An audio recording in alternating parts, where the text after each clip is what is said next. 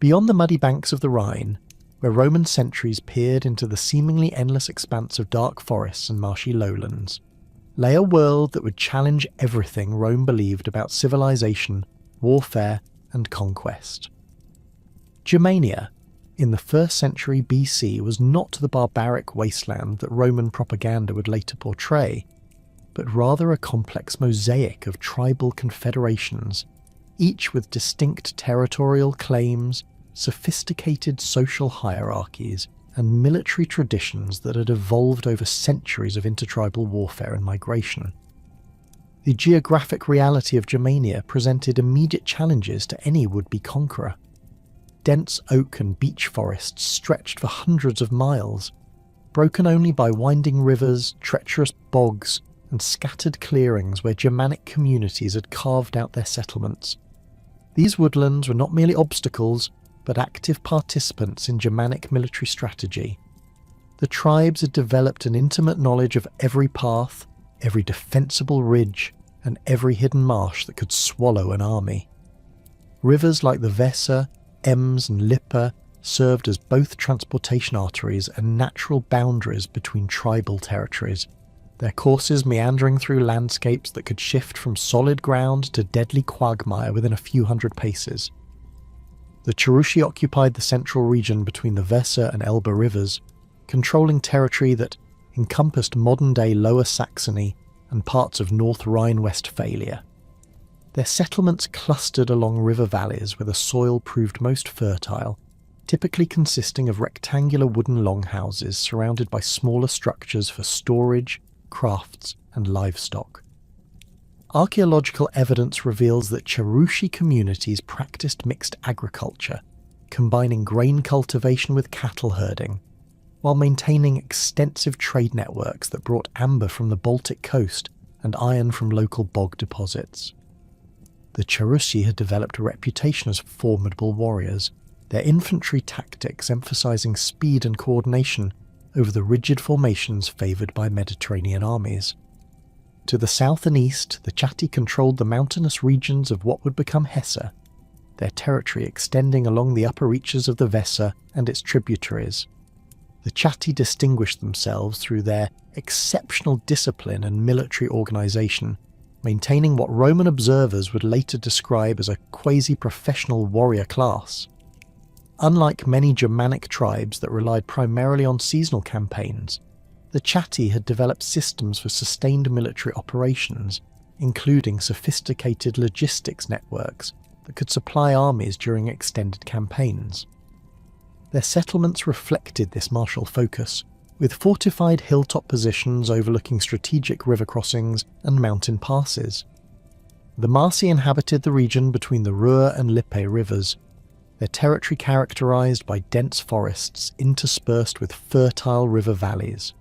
The Marsi had earned recognition as skilled metal workers, their smiths producing weapons and tools that were traded throughout the Germanic world.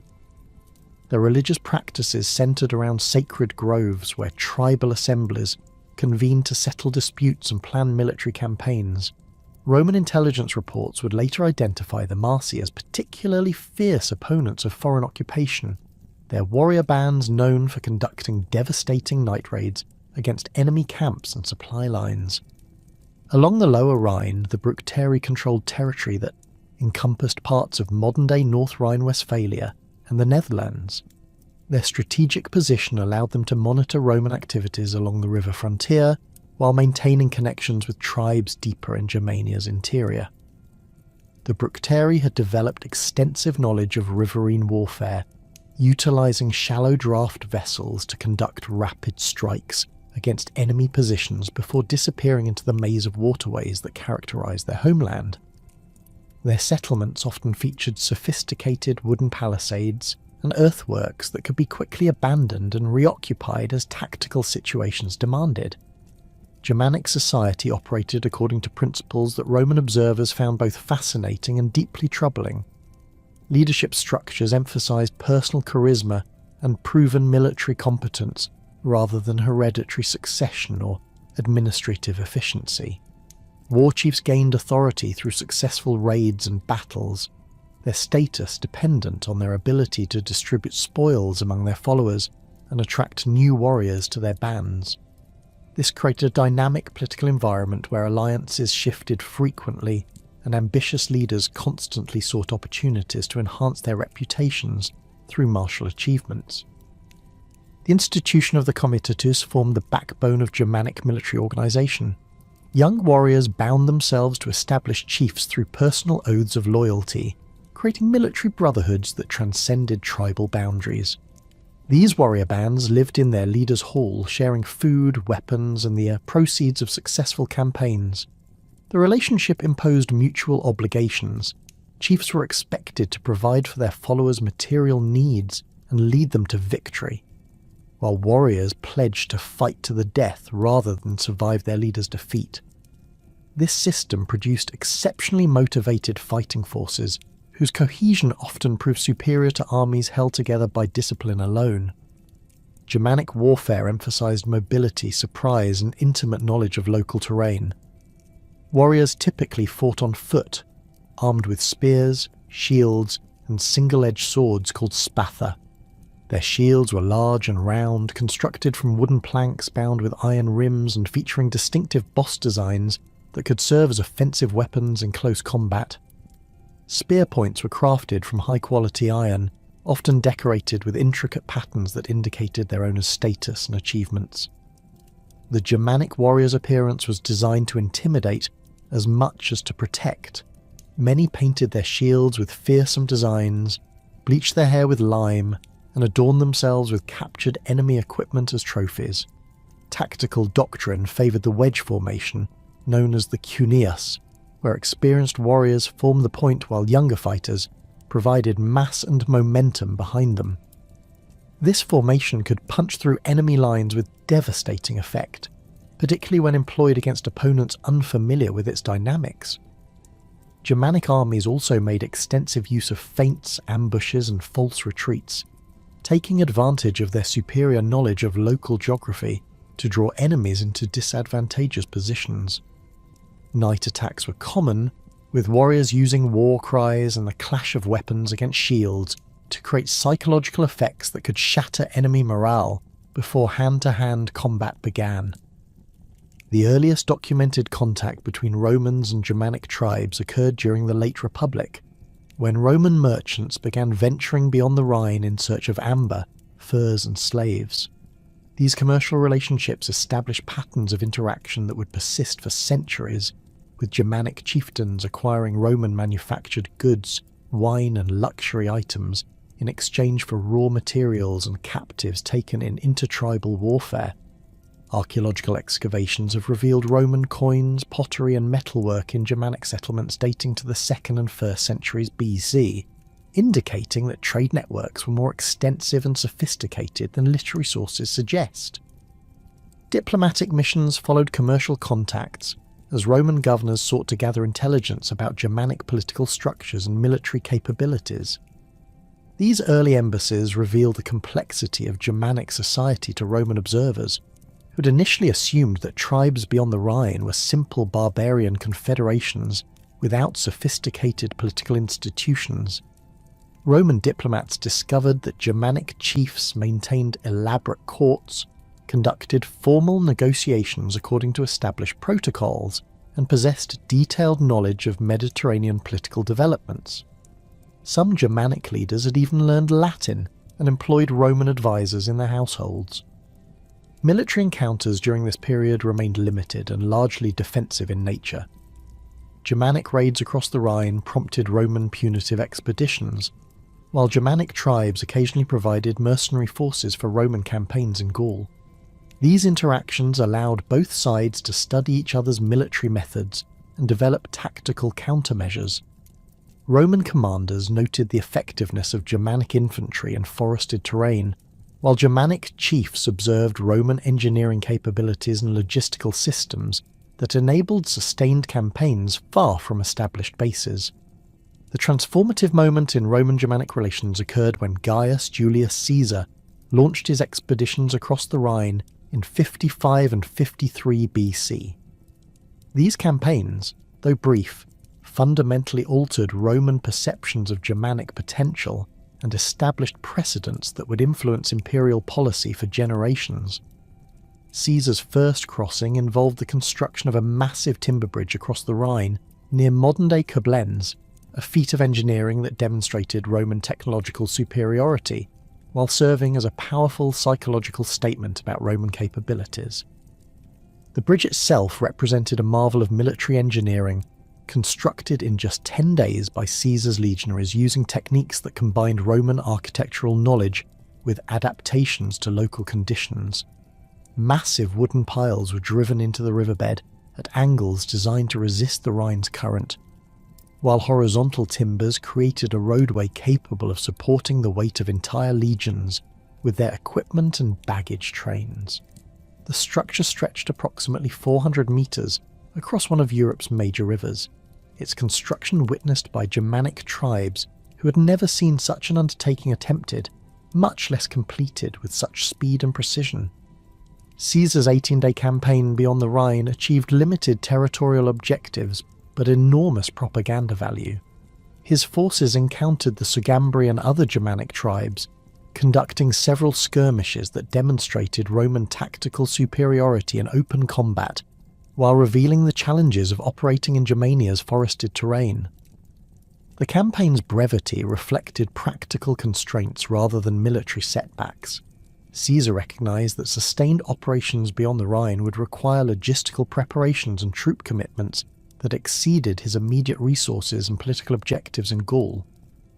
The psychological impact of Caesar's Rhine crossings extended far beyond their immediate military consequences. Germanic tribes that had previously viewed the Rhine as an impenetrable barrier to Roman expansion now understood that Roman engineering could overcome natural obstacles that had protected them for centuries. The sight of Roman legions marching through Germanic territory, even briefly, shattered assumptions about Roman limitations and forced tribal leaders to reconsider their strategic calculations regarding future conflicts with Rome. Caesar's second expedition in 53 BC followed similar patterns, but demonstrated improved Roman understanding of Germanic geography and tactics. This campaign penetrated deeper into Germanic territory and encountered more organised resistance, providing Roman commanders with valuable intelligence about Germanic military capabilities and political structures. The expedition revealed that Germanic tribes possessed more sophisticated coordination mechanisms than previously assumed, with multiple confederations capable of organising joint defensive operations against external threats. These early military encounters established tactical precedents that would influence subsequent Roman campaigns in Germania. Roman commanders learned to expect fierce resistance in forested terrain, where Germanic knowledge of local conditions negated many advantages of Roman military organisation and equipment.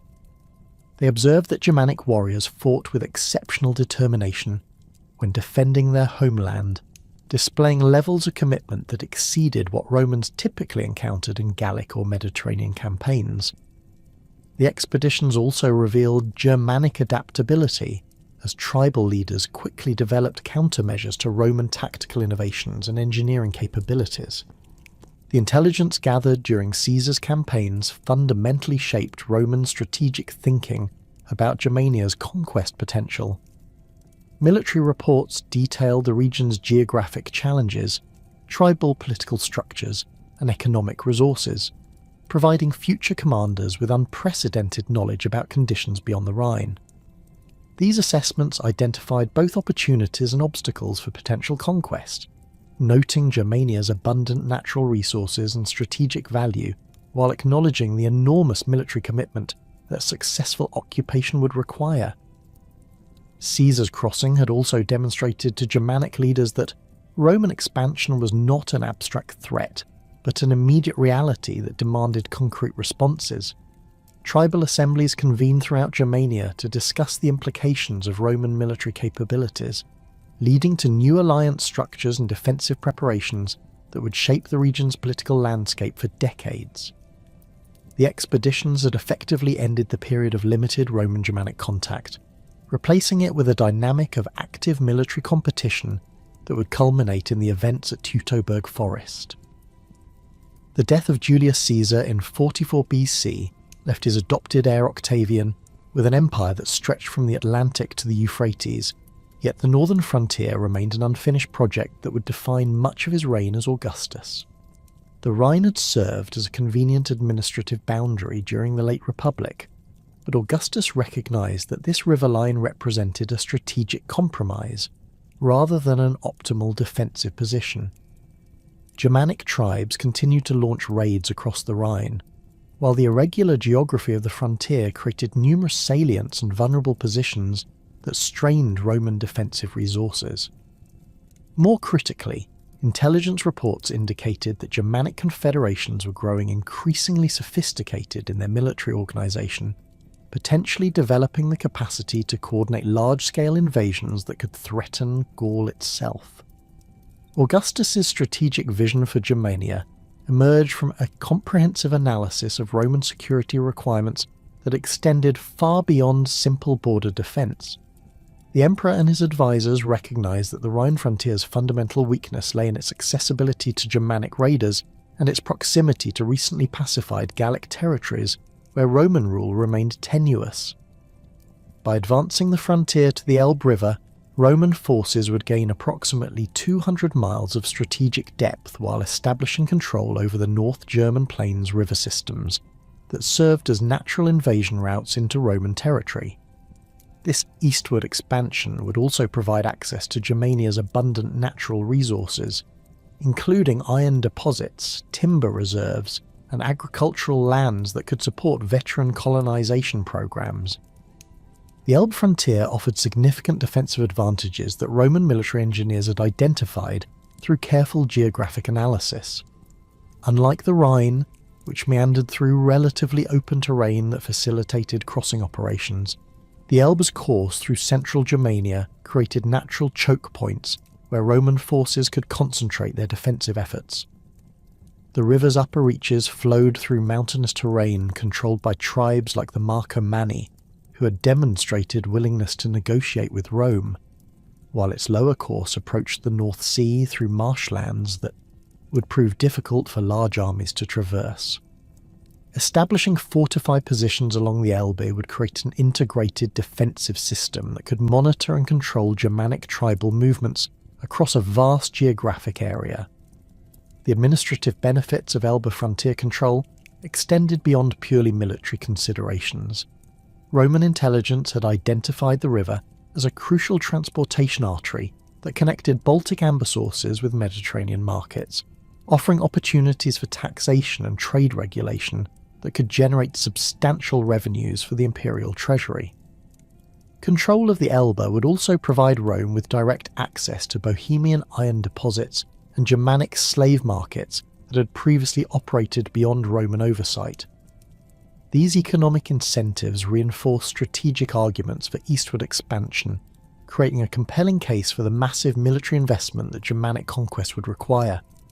Augustus initiated his Germanic strategy by establishing a comprehensive military infrastructure along the Rhine that would serve as the foundation for subsequent offensive operations. The emperor recognised that successful campaigns beyond the Rhine would require secure bases of operation, reliable supply lines, and strategic reserves that could respond rapidly to developing threats.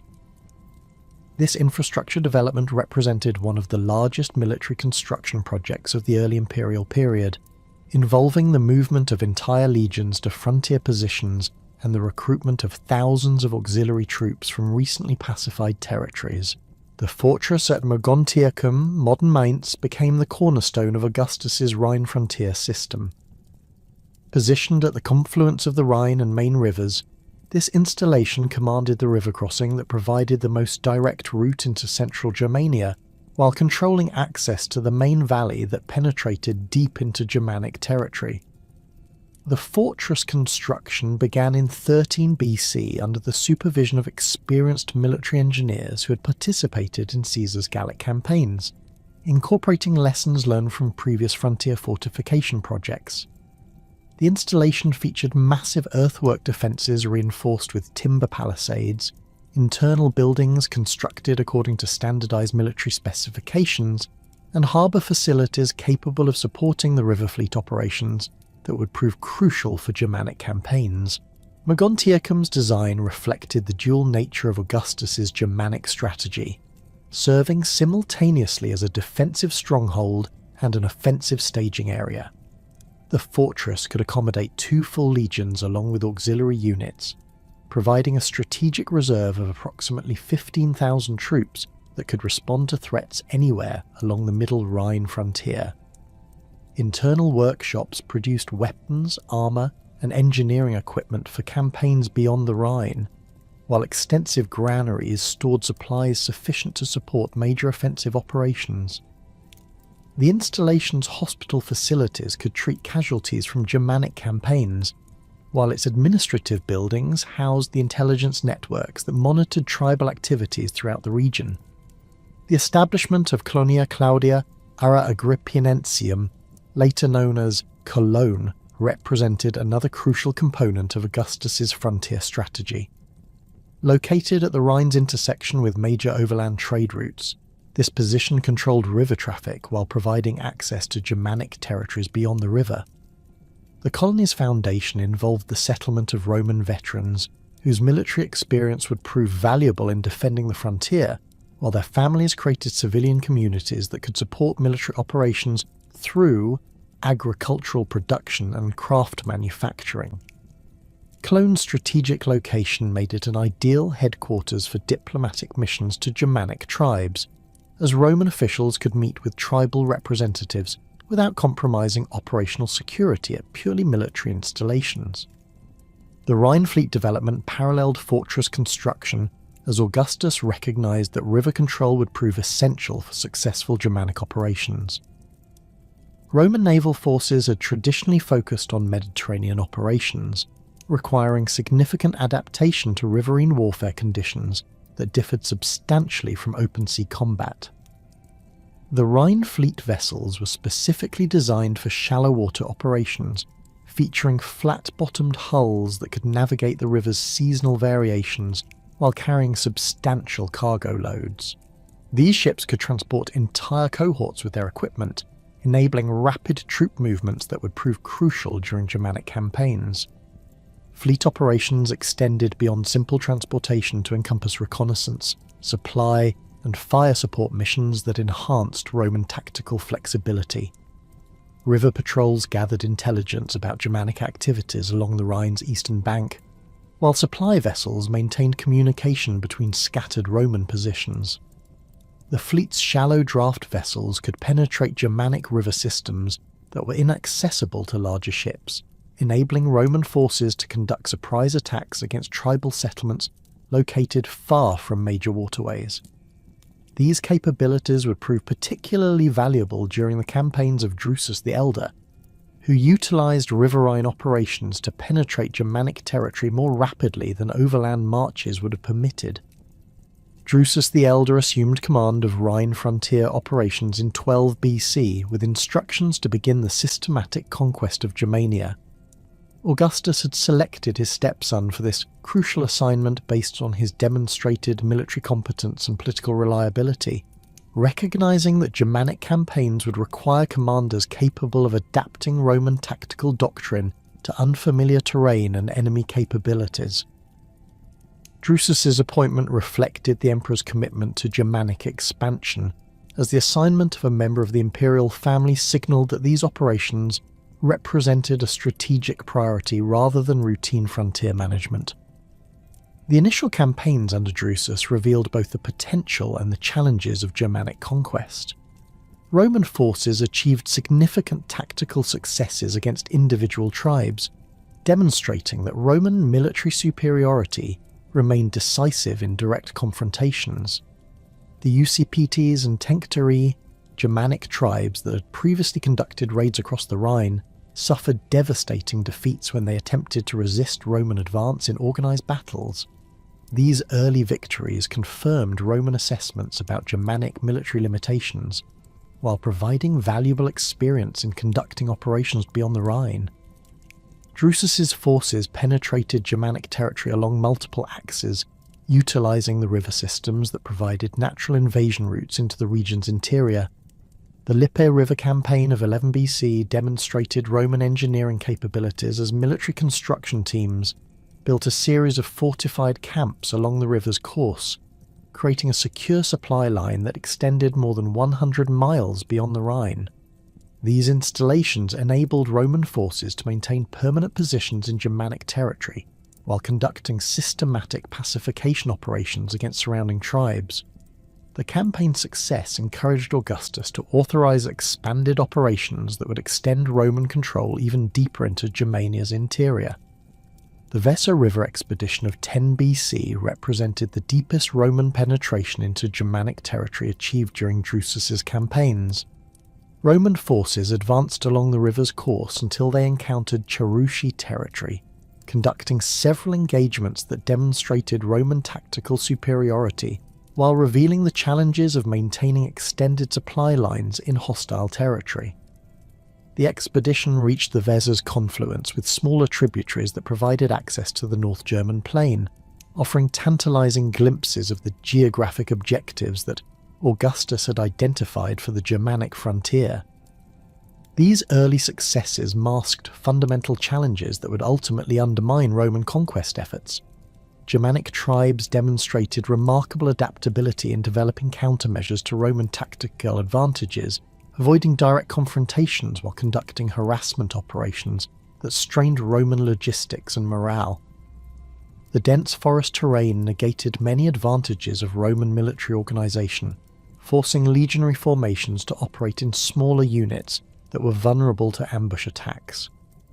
Supply line security required enormous troop commitments that reduced the forces available for offensive operations, creating a strategic dilemma that Roman commanders struggled to resolve.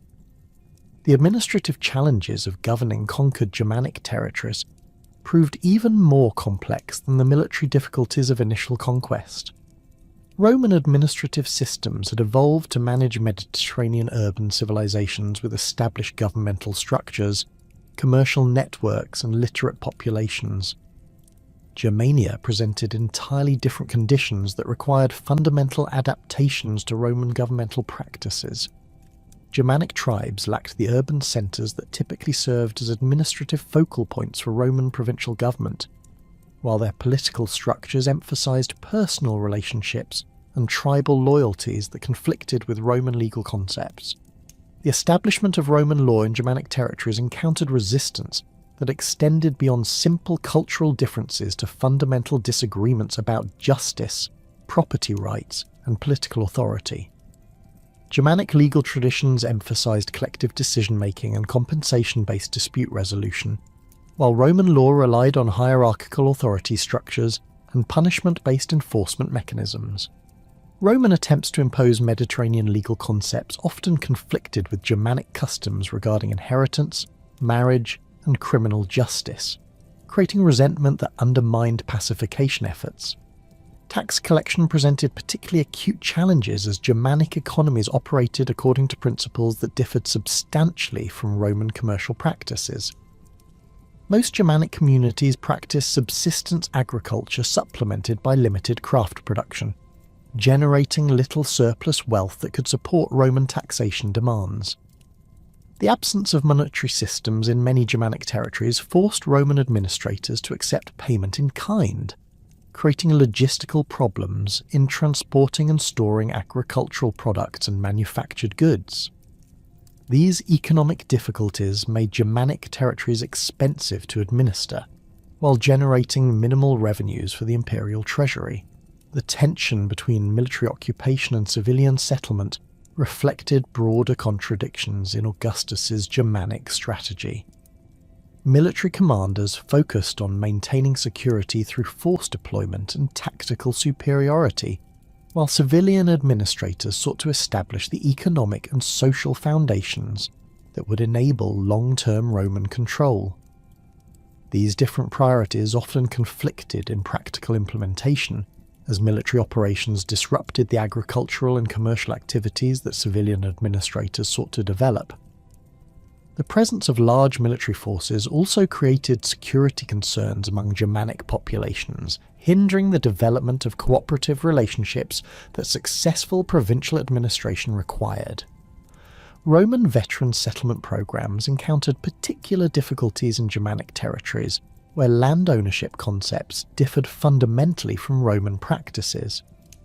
Germanic communities typically practiced collective land use arrangements that emphasized tribal territorial claims rather than individual property rights.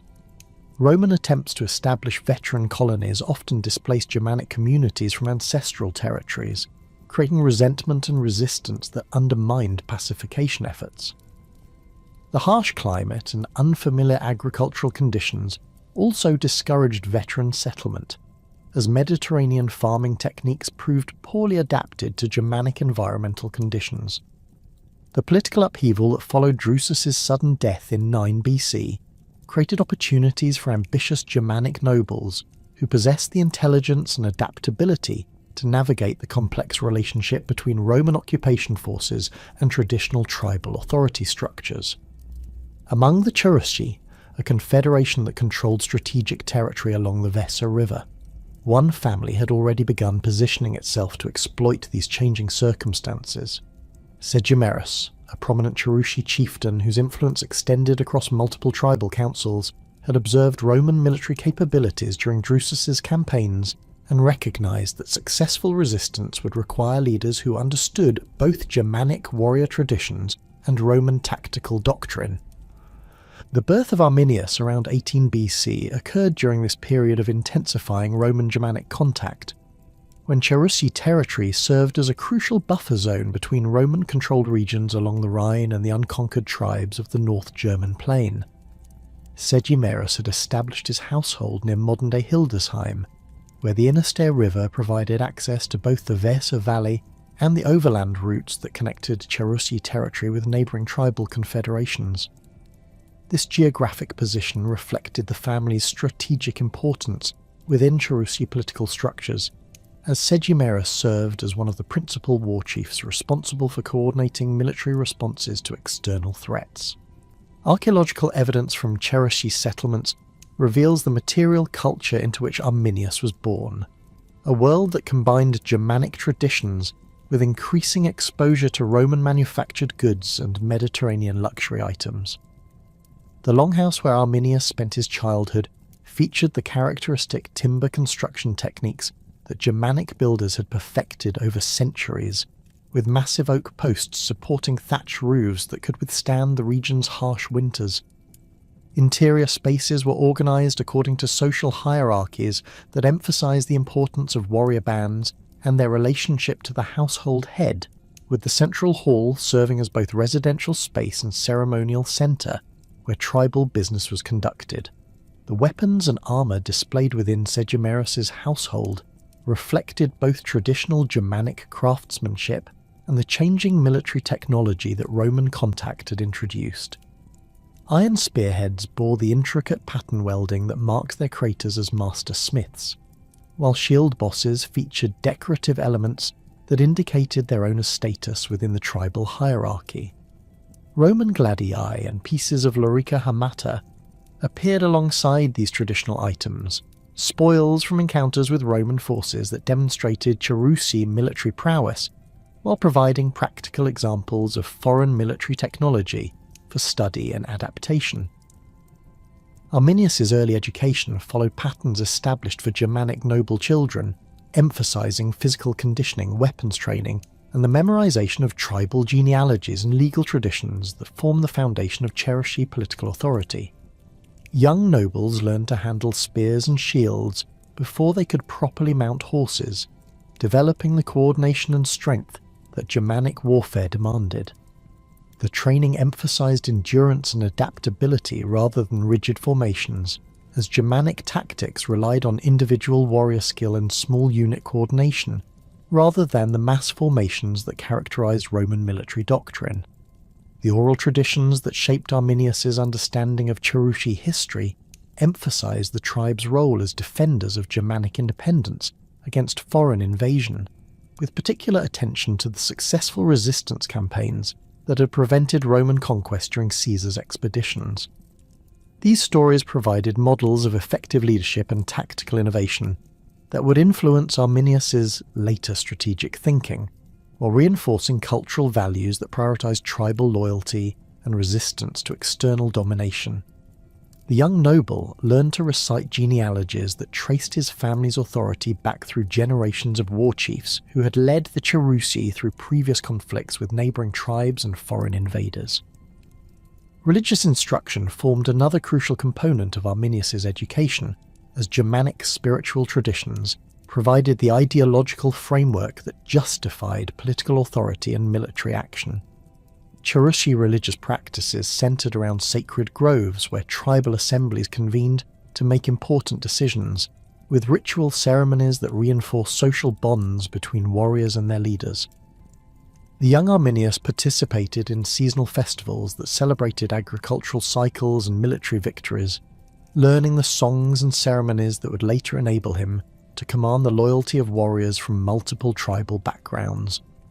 The linguistic education that Arminius received reflected the increasing importance of Roman contact in Germanic political affairs, while maintaining fluency in the Germanic dialects that enabled communication across tribal boundaries.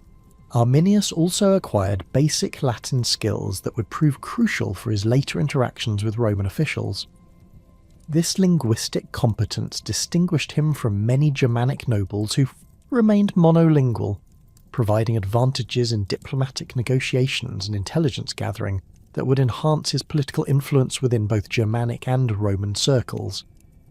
The decision to send Arminius to serve with Roman forces represented a calculated political strategy by Segimerus, who recognized that understanding Roman military capabilities would prove essential for future Cherusci survival. The practice of providing noble hostages to Roman commanders had become common among Germanic tribes seeking to establish diplomatic relationships with the occupation forces, but Segimerus approached this arrangement as an intelligence-gathering opportunity rather than simple submission to Roman authority. The young Arminius would gain first-hand knowledge of Roman military organization, tactical doctrine, and command structures that could prove invaluable in future conflicts. Arminius's integration into Roman military service began around 1 AD, when he joined auxiliary units that were conducting pacification operations in the territories between the Rhine and Weser rivers. Roman commanders had developed the practice of incorporating Germanic nobles into their forces as a means of demonstrating imperial authority while gathering intelligence about tribal political dynamics.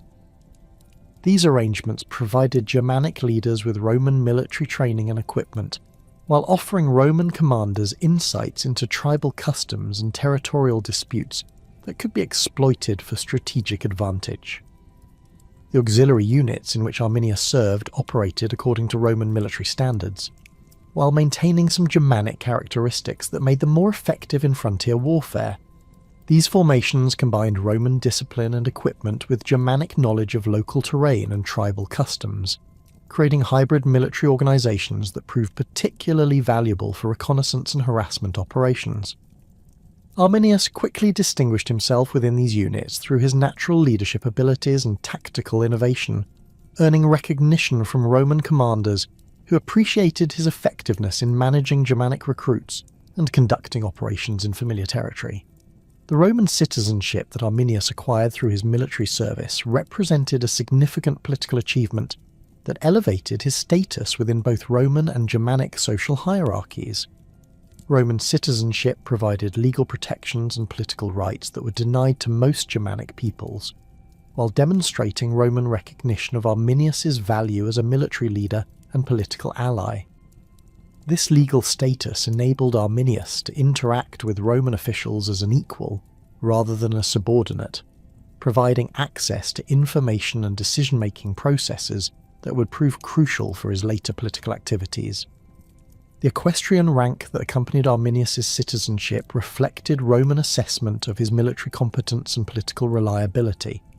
The equestrian order represented the second tier of Roman aristocracy, below senatorial rank but above ordinary citizens, providing its members with opportunities for military command and administrative responsibility. This elevation demonstrated that Roman commanders viewed Arminius as a permanent asset rather than a temporary ally, expecting him to serve Roman interests throughout his career while providing leadership for other Germanic auxiliaries. Arminius's service in the Pannonian campaigns between 6 and 9 AD provided crucial experience in large-scale military operations that would shape his understanding of Roman strategic capabilities and limitations. These campaigns against the Illyrian tribes revealed Roman logistical systems and command structures under combat conditions, while demonstrating the challenges that Roman forces faced when operating in unfamiliar terrain against determined resistance. Arminius observed how Roman commanders adapted their tactics to local conditions, noting both successful innovations and tactical failures that could be exploited by future opponents. The Pannonian experience also exposed Arminius to the full spectrum of Roman military technology and engineering capabilities that had enabled imperial expansion across diverse geographic and cultural environments. He witnessed the construction of fortified camps that could be erected in a single day, the deployment of siege engines that could breach tribal fortifications, and the operation of supply systems that could sustain armies far from established bases. This technical knowledge would prove invaluable when Arminius later planned operations against Roman forces, as he understood both the capabilities and the vulnerabilities of Roman military systems. The cultural tensions that Arminius experienced during his Roman service reflected the broader challenges facing Germanic nobles who sought to maintain their tribal identities while participating in Roman political and military structures. Roman military culture emphasized discipline, hierarchy, and loyalty to imperial authority, values that often conflicted with Germanic traditions of personal honor, tribal allegiance, and warrior independence. Arminius navigated these competing demands through careful attention to Roman expectations, while maintaining private connections to Germanic political networks that kept him informed about tribal affairs. The personal relationships that Arminius developed with Roman commanders provided insights into Roman strategic thinking and political dynamics that would prove crucial for his later activities. Roman officers often discussed campaign plans and political developments in the presence of auxiliary commanders, assuming that Germanic allies lacked the sophistication to understand the strategic implications of such information. Arminius carefully observed these discussions while maintaining the appearance of simple loyalty, gathering intelligence about Roman intentions and capabilities that he could later use to Germanic advantage. The intelligence networks that Arminius established during his Roman service extended beyond simple military observation to encompass detailed analysis of Roman administrative systems, economic policies, and political relationships that sustained imperial control in conquered territories. He studied Roman taxation methods, legal procedures, and settlement policies that were being implemented in recently pacified Germanic regions, identifying weaknesses and contradictions that could be exploited by organized resistance movements. This comprehensive understanding of Roman governmental systems would prove essential when Arminius later sought to coordinate anti-Roman activities across multiple tribal confederations. The gradual evolution of Arminius's political thinking reflected his growing awareness of the fundamental incompatibility between Roman imperial objectives and Germanic political independence. While maintaining his public loyalty to Roman commanders, Arminius began developing strategic concepts that would enable Germanic tribes to exploit Roman vulnerabilities while avoiding the tactical mistakes that had led to previous defeats. His unique position within both Roman command structures and Germanic political networks provided opportunities for coordination and planning that no previous Germanic leader had possessed. The personal transformation that Arminius underwent during his Roman service involved the development of strategic thinking capabilities that combined Germanic warrior traditions with sophisticated understanding of Roman military and political systems. He learned to think beyond the immediate tactical considerations that typically dominated Germanic military planning, developing long-term strategic concepts that could coordinate the activities of multiple tribal confederations against Roman occupation forces.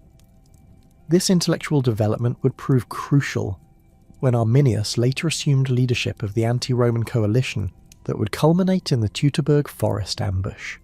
The appointment of Publius Quinctilius Varus to the governorship of Germania in 7 AD represented Augustus's attempt to transition the region from military conquest to civilian administration, a shift that reflected the emperor's confidence in Roman progress toward establishing permanent control over the territories between the Rhine and Elbe rivers. Verus brought to this crucial assignment a distinguished career in provincial administration and military command, though his experience had been gained in Mediterranean environments that bore little resemblance to the challenging conditions he would encounter in Germania. His previous successes in Syria had demonstrated his capacity for managing complex administrative challenges while maintaining political stability, qualities that Augustus believed would prove essential for consolidating Roman authority in the newly conquered Germanic territories. Verus's early career had followed the traditional cursus honorum that prepared Roman aristocrats for high-level administrative responsibilities. Born into a patrician family with established political connections, he had received the classical education in rhetoric, law, and philosophy that equipped Roman nobles for public service. His family's wealth, derived from extensive agricultural holdings in Italy and successful commercial investments, provided the financial resources necessary for pursuing political advancement through the expensive magistracies that led to provincial commands. The Quinctilii had maintained their aristocratic status through careful political alliances and strategic marriages that connected them to other prominent families within the Roman elite. The consulship that Varus held in 13 BC marked the culmination of his early political career and demonstrated his acceptance within the inner circles of Augustan administration. This prestigious magistracy involved significant ceremonial responsibilities and administrative duties that required sophisticated understanding of Roman legal traditions and governmental procedures. Verus's performance as consul earned recognition from Augustus and other senior officials who valued his competence in managing complex legislative processes and his ability to maintain political consensus among competing aristocratic factions. The consulship also provided Verus with the military imperium that would later enable him to command legionary forces in provincial assignments. The Syrian governorship that Verus assumed following his consulship presented administrative challenges that would shape his approach to provincial management and establish his reputation as an effective colonial administrator. Syria represented one of Rome's most strategically important eastern provinces, controlling the land routes that connected Mediterranean commerce with Asian trade networks, while serving as the primary base for military operations against Parthian threats. The province encompassed diverse populations with different languages, religions, and political traditions, requiring governors who could balance competing interests while maintaining the stability that Roman commercial and military activities demanded. Verus's administrative approach in Syria emphasized the systematic implementation of Roman legal and fiscal systems that would generate substantial revenues for the imperial treasury while establishing the institutional foundations for long-term Roman control.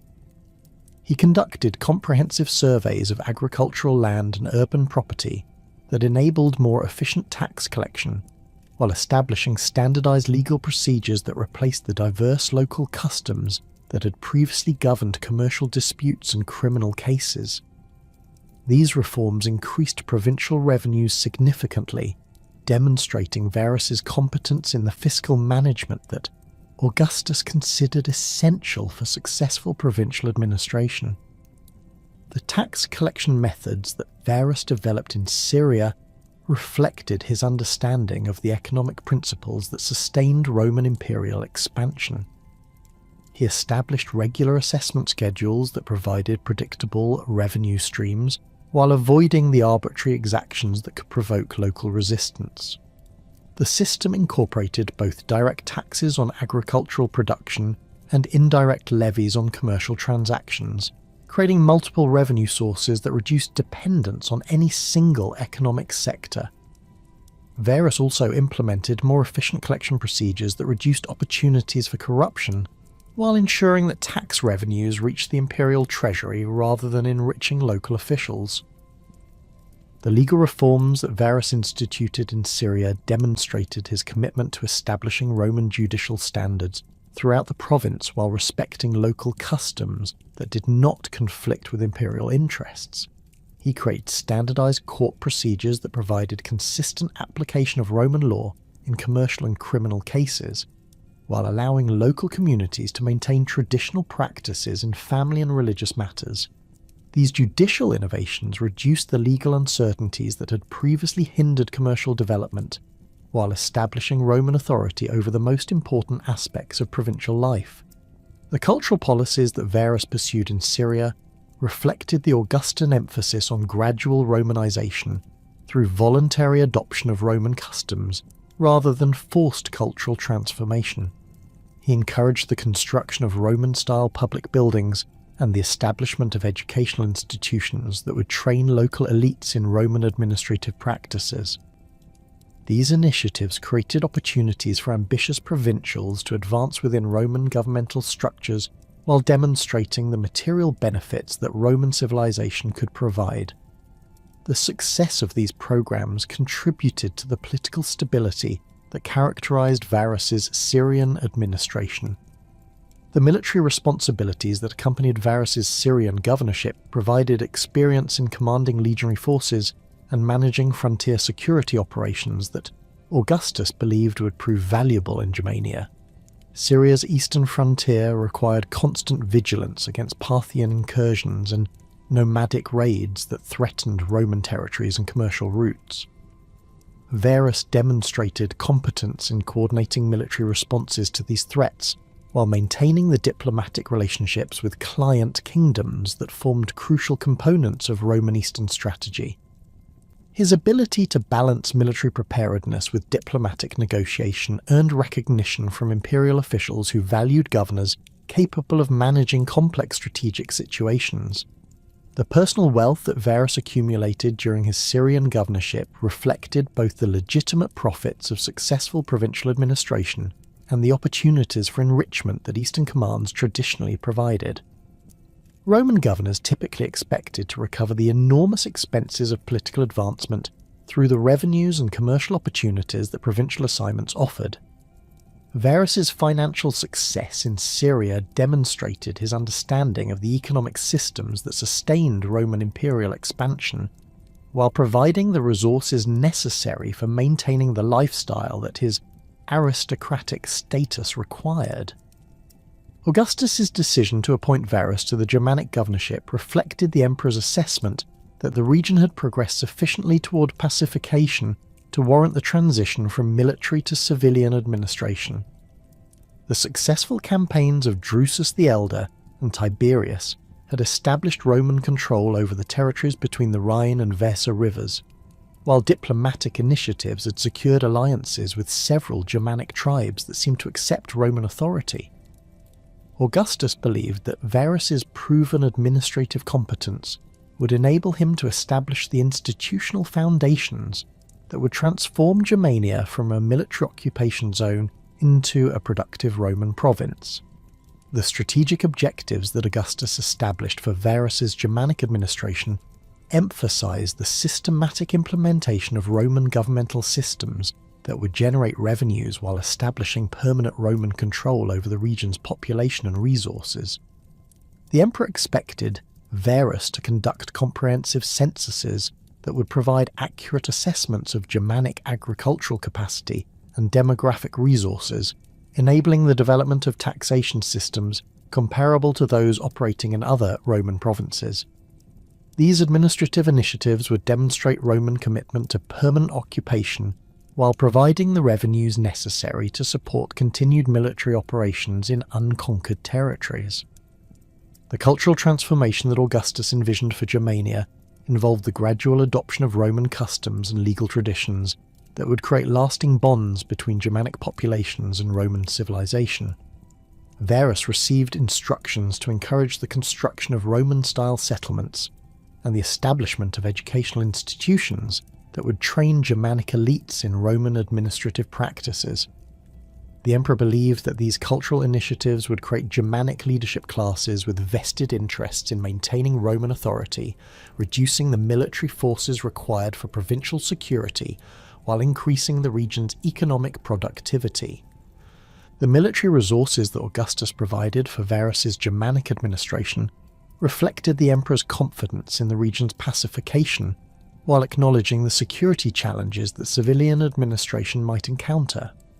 Varus received command of 3 full legions, along with substantial auxiliary forces, providing approximately 20,000 troops for maintaining order throughout the vast territories under his jurisdiction.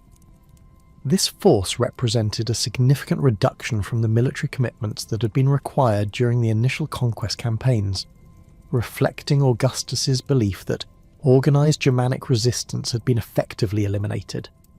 Varus's administrative approach in Germania followed the patterns that had proven successful in Syria, emphasising the systematic implementation of Roman legal and fiscal systems that would establish institutional foundations for permanent imperial control.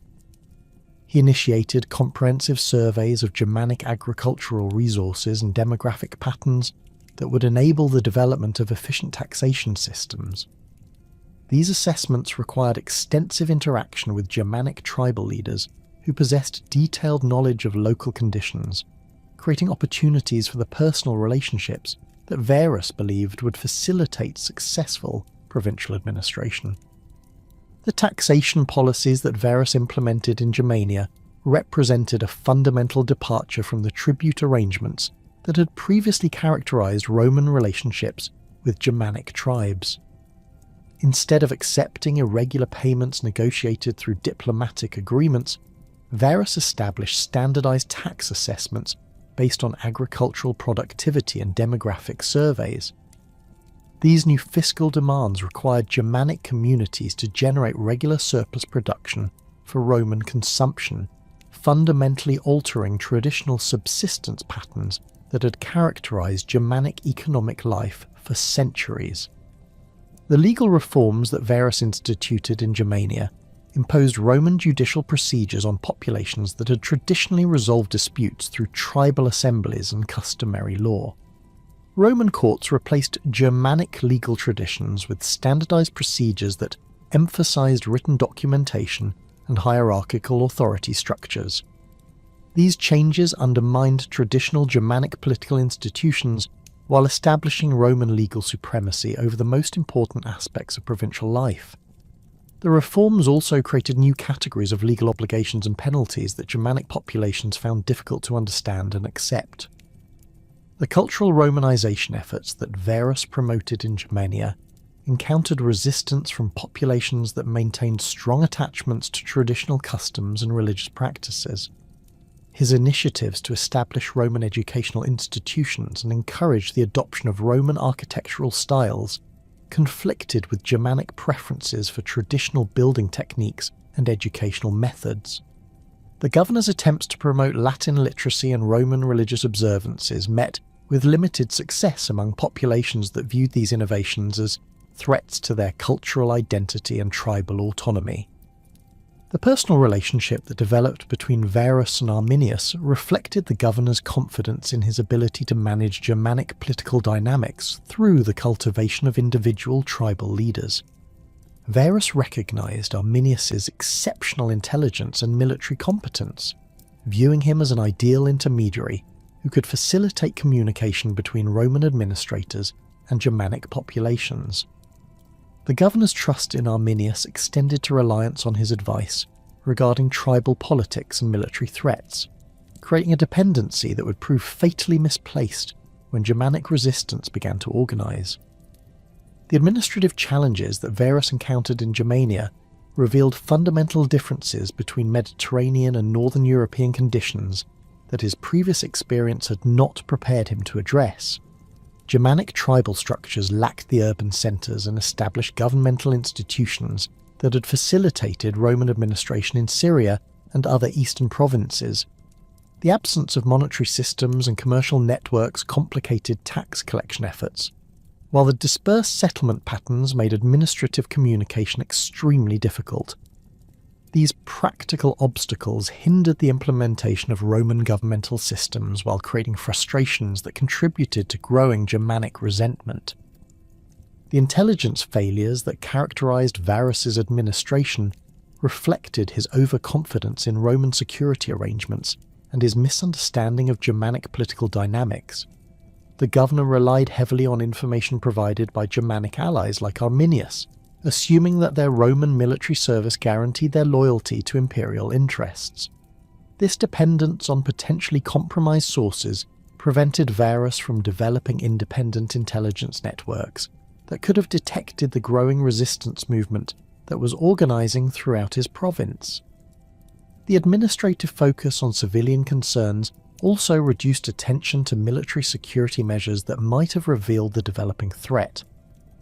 The economic policies that Varus implemented in Germania created widespread resentment among populations that had not previously experienced systematic Roman taxation.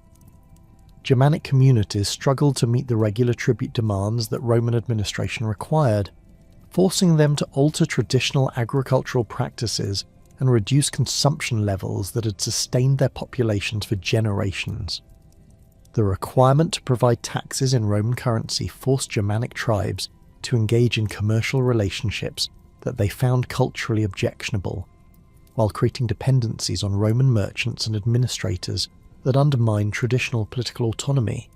The systematic dismantling of Germanic autonomy under Varus's administration created the precise conditions that Arminius had been waiting for since his return from the Pannonian campaigns. The Roman governor's heavy-handed implementation of taxation policies and legal reforms provided compelling evidence to skeptical tribal leaders that Roman promises of partnership were merely preludes to complete subjugation. Germanic communities that had initially viewed Roman occupation as a temporary military presence now faced the reality of permanent administrative control that threatened to eliminate their traditional political structures and cultural practices. This transformation of Roman policy from military conquest to civilian administration created opportunities for organized resistance that Arminius recognized could be exploited through careful coordination and strategic planning. The initial contacts between Arminius and potential allies required extraordinary discretion, as any premature revelation of the resistance activities would have resulted in immediate Roman retaliation against the conspirators and their tribal communities. Arminius utilized his privileged position within Roman command structures to identify Germanic leaders who possessed both the military capabilities and the political influence necessary for coordinated resistance operations. His Roman citizenship and equestrian rank provided access to administrative meetings where tribal affairs were discussed, enabling him to gather intelligence about Roman assessments of individual chiefs and their loyalty to imperial authority. These insights allowed Arminius to approach potential allies with detailed knowledge of their political situations and the specific grievances that might motivate them to join resistance activities. The Bructeri chieftain Boiorix emerged as one of Arminius's earliest and most crucial allies, bringing to the conspiracy extensive knowledge of the Rhine frontier's defensive arrangements and established networks of communication with tribes throughout the lower river valley. Boiorix had maintained his position within Roman administrative structures, while secretly preserving connections to anti-Roman elements among his own people and neighbouring confederations. His territory's strategic location along major river routes enabled him to facilitate clandestine meetings between tribal representatives while maintaining the appearance of routine diplomatic activities. The Bructeri leader's reputation for military competence and political cunning made him an ideal coordinator for resistance activities among the western Germanic tribes that controlled access routes between Roman frontier positions and the interior territories where major military operations would unfold. The recruitment of Inguiomerus, Arminius's own uncle and a prominent Cherushi war chief, represented a crucial breakthrough in establishing the conspiracy's credibility among Germanic nobles who remained skeptical about the possibility of successful resistance against Roman military power. Inguiomerus possessed extensive combat experience from previous conflicts with neighbouring tribes, and had observed Roman military capabilities during the conquest campaigns of Drusus and Tiberius. His initial reluctance to support organised resistance reflected practical concerns about Roman retaliation rather than ideological commitment to imperial authority.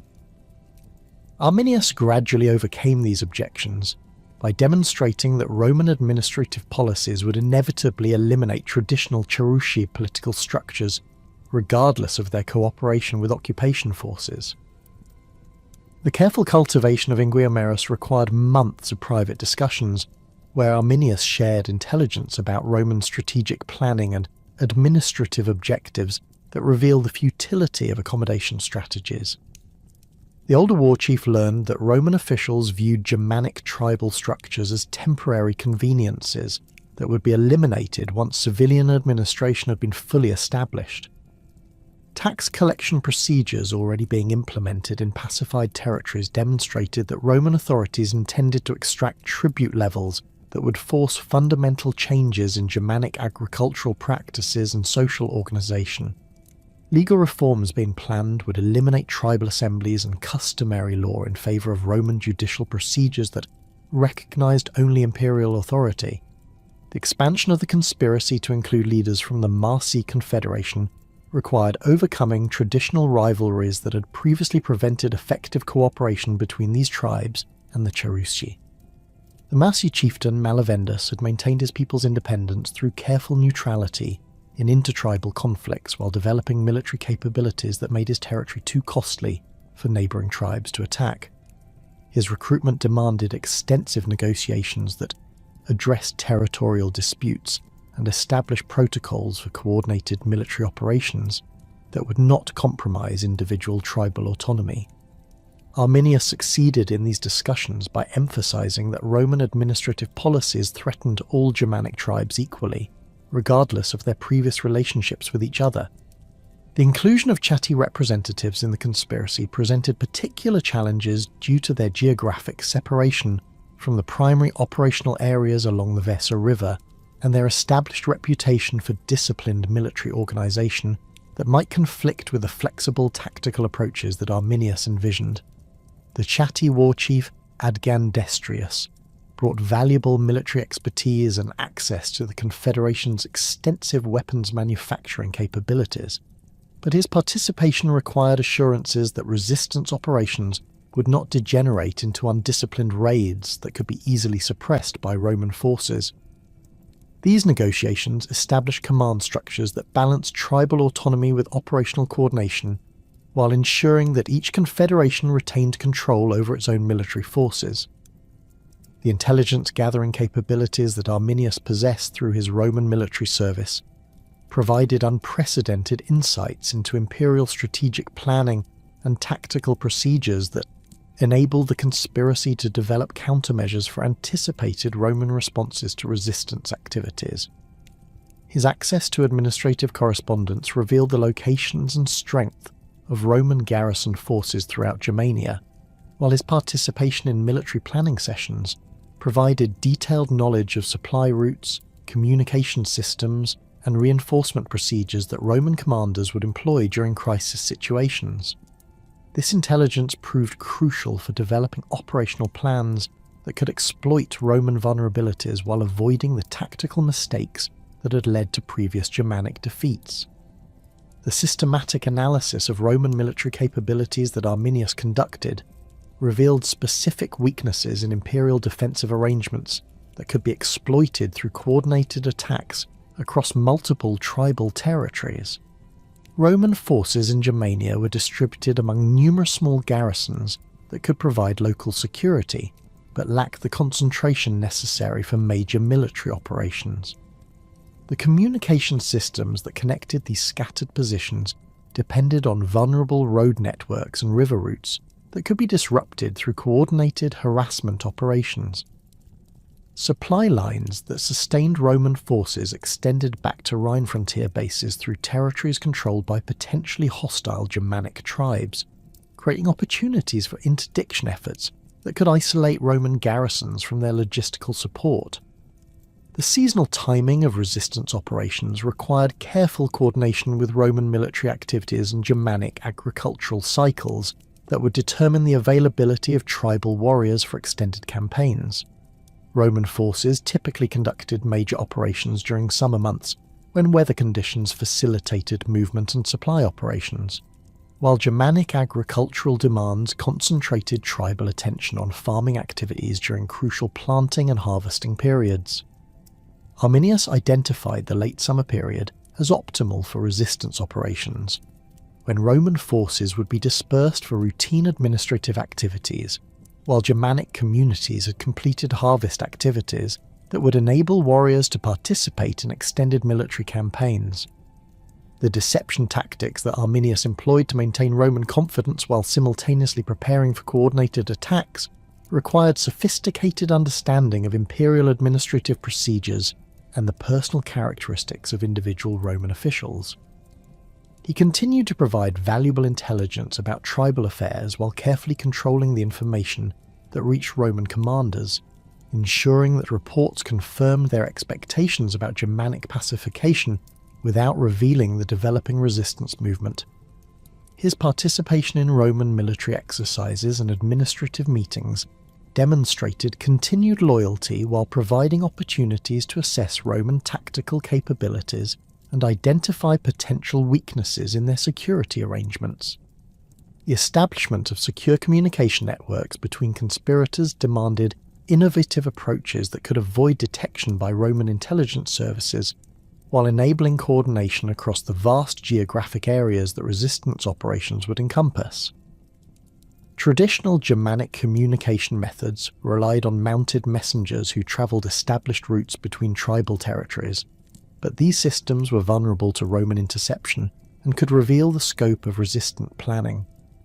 Arminius developed alternative communication procedures that utilised commercial travellers and religious gatherings to disguise political messages as routine inter-tribal correspondence. These methods enabled the conspiracy to maintain coordination while avoiding the suspicious patterns of activity that might alert Roman administrators to developing threats. The weapons procurement and distribution efforts that supported resistance preparations required careful attention to Roman monitoring of Germanic military capabilities and the potential for administrative interference in tribal armament activities.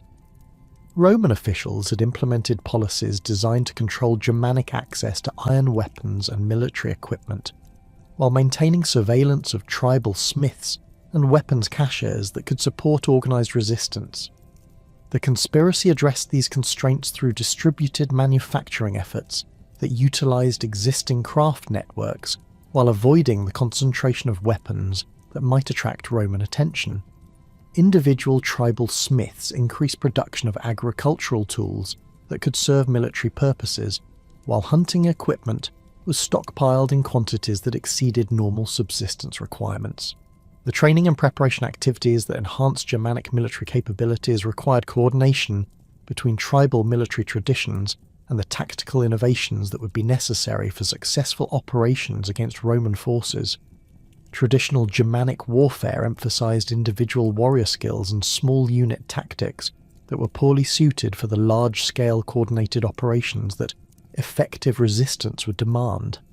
Arminius utilized his Roman military experience to develop training programs that maintained Germanic tactical flexibility, while incorporating organizational principles that could enable larger formations to operate effectively against Roman military units. These preparations involved joint training exercises disguised as traditional seasonal gatherings where warriors from different tribes could practice coordinated maneuvers without attracting Roman suspicion. The psychological preparation of Germanic populations for sustained resistance required careful attention to tribal morale and the cultural factors that motivated warrior participation in dangerous military activities. Germanic military traditions emphasized personal honor and loyalty to individual war chiefs rather than abstract political objectives, creating challenges for resistance movements that required sustained commitment to long-term strategic goals. Arminius addressed these cultural factors by emphasizing the religious and cultural threats that Roman administration posed to traditional Germanic life, while highlighting the military vulnerabilities that made successful resistance possible. Religious ceremonies and traditional festivals provided opportunities to reinforce these messages while building the social cohesion that sustained military effectiveness. The coordination of resistance timing across multiple tribal territories required unprecedented levels of intertribal communication and political cooperation that challenged traditional Germanic political structures. Each tribal confederation maintained its own seasonal calendar and military traditions that influenced the timing of warrior availability and operational capabilities. The conspiracy needed to synchronize these diverse schedules while maintaining the security requirements that prevented premature revelation of resistance plans. Arminius achieved this coordination through the establishment of standardized signals and predetermined timing sequences that enabled simultaneous operations across vast geographic areas without requiring direct communication between tribal forces during critical operational periods. The final preparations for coordinated resistance operations involved the careful positioning of tribal forces and the accumulation of supplies that would sustain extended military campaigns against Roman retaliation efforts. Germanic communities relocated warriors and equipment to strategic positions that provided access to planned operational areas while maintaining the appearance of routine seasonal activities. Food supplies were accumulated in hidden caches that could support military operations without depleting the agricultural resources that tribal communities needed for survival. These logistical preparations required months of careful planning and execution that demonstrated the sophisticated organizational capabilities that the conspiracy had developed under Arminius's leadership. The late summer of 9 AD found Varus's 3 legions dispersed across their seasonal encampments in the territories between the Weser and Ems rivers, following the standard Roman practice of establishing summer quarters that could accommodate large military formations while facilitating administrative activities throughout the occupied territories. The 16th and the 14th legions, along with 6 cohorts of auxiliary troops and 3 squadrons of cavalry, represented approximately 20,000 Roman soldiers whose presence had maintained imperial authority throughout Germania for the previous 2 years. These forces had grown accustomed to the rhythms of provincial garrison duty, conducting routine patrols and administrative functions that seemed to confirm the success of Roman pacification efforts in the region. Varus had established his primary headquarters near modern-day Minden, where the Weser River's course provided natural transportation routes while offering defensive advantages for a major military installation. The location commanded the river crossing that connected Roman positions along the Rhine, with the forward bases that extended imperial control toward the Elbe frontier. The headquarters complex housed the administrative apparatus that governed the vast Germanic territories under Roman authority, including the financial offices that collected tribute, the judicial courts that administered Roman law, and the intelligence services that monitored tribal activities throughout the province.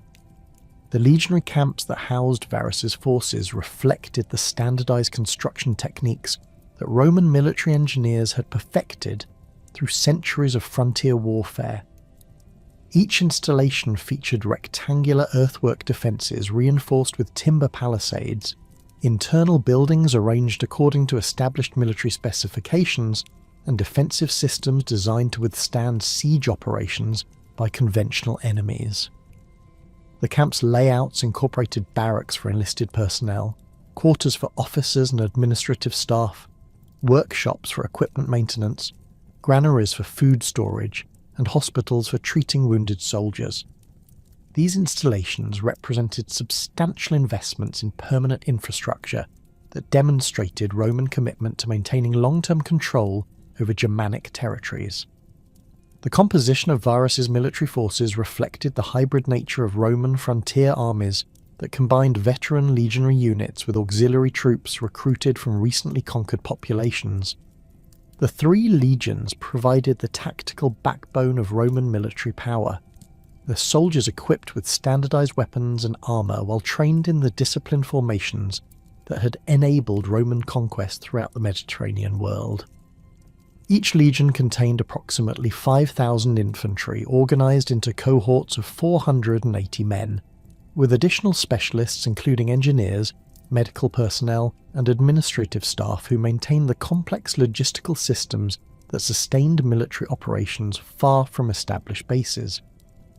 The auxiliary forces attached to Varus's command included Germanic warriors who had been recruited from tribes that had submitted to Roman authority during the conquest campaigns of the previous decade.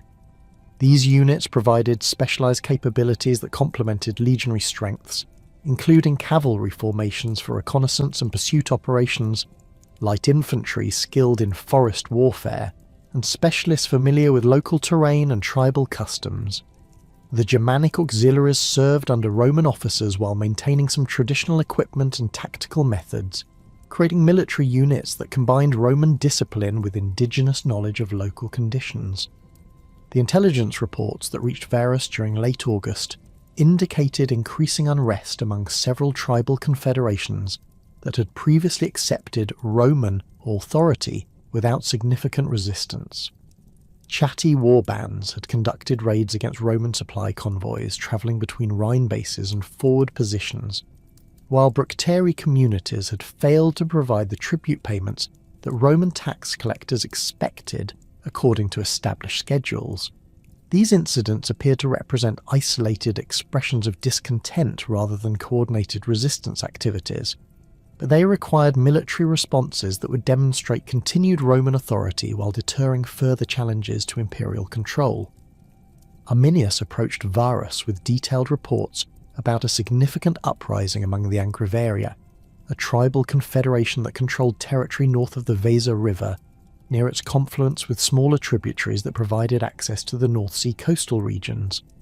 According to Arminius's intelligence, Angrivari war chiefs had rejected Roman administrative demands, while mobilizing substantial military forces that threatened to disrupt the tribal alliances that sustained Roman authority throughout the region.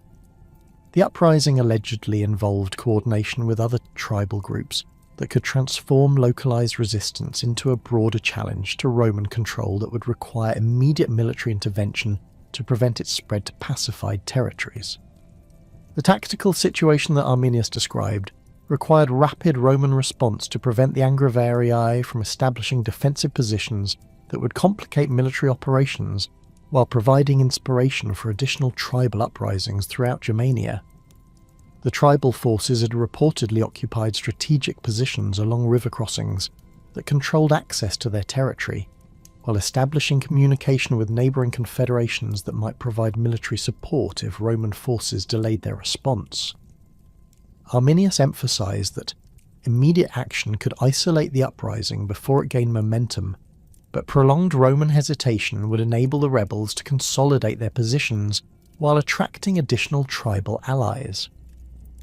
The route that Arminius recommended for Roman military operations followed established paths that connected Varus's headquarters with the Angrivari territories, while avoiding the major river crossings that tribal forces might have fortified against Roman approach. The proposed march would proceed northwest from the Weser Valley through forested terrain that provided concealment from enemy observation, while enabling Roman forces to approach the uprising's centre from an unexpected direction. Arminius possessed detailed knowledge of these routes from his previous service with Roman reconnaissance units, while his family connections among the Churchi provided reliable intelligence about trail conditions and water sources that would sustain military operations. Varus accepted Arminius's recommendations based on his established trust in the Germanic leader's military competence and political reliability. The Roman governor had grown dependent on Arminius's advice regarding tribal affairs, viewing him as an invaluable intermediary who understood both Roman military requirements and Germanic political dynamics. Previous operations conducted under Arminius's guidance had achieved their objectives without significant casualties, reinforcing Varus's confidence in his allies' strategic assessments and tactical recommendations. The governor's decision to undertake immediate military action reflected his determination to maintain Roman authority while demonstrating imperial power to potentially rebellious tribal populations. The Roman force that departed the Weser Valley headquarters on September 9th comprised elements from all three legions, along with substantial auxiliary contingents and the cavalry units that would provide reconnaissance and communication capabilities during the campaign. Varus commanded approximately 15,000 troops, whose equipment and supplies were transported by a baggage train that included nearly 10,000 camp followers, servants, and civilian administrators who accompanied Roman armies during major operations. The column's length extended for several miles along the forest paths, creating a massive military procession that moved slowly through terrain that limited visibility and restricted tactical maneuverability.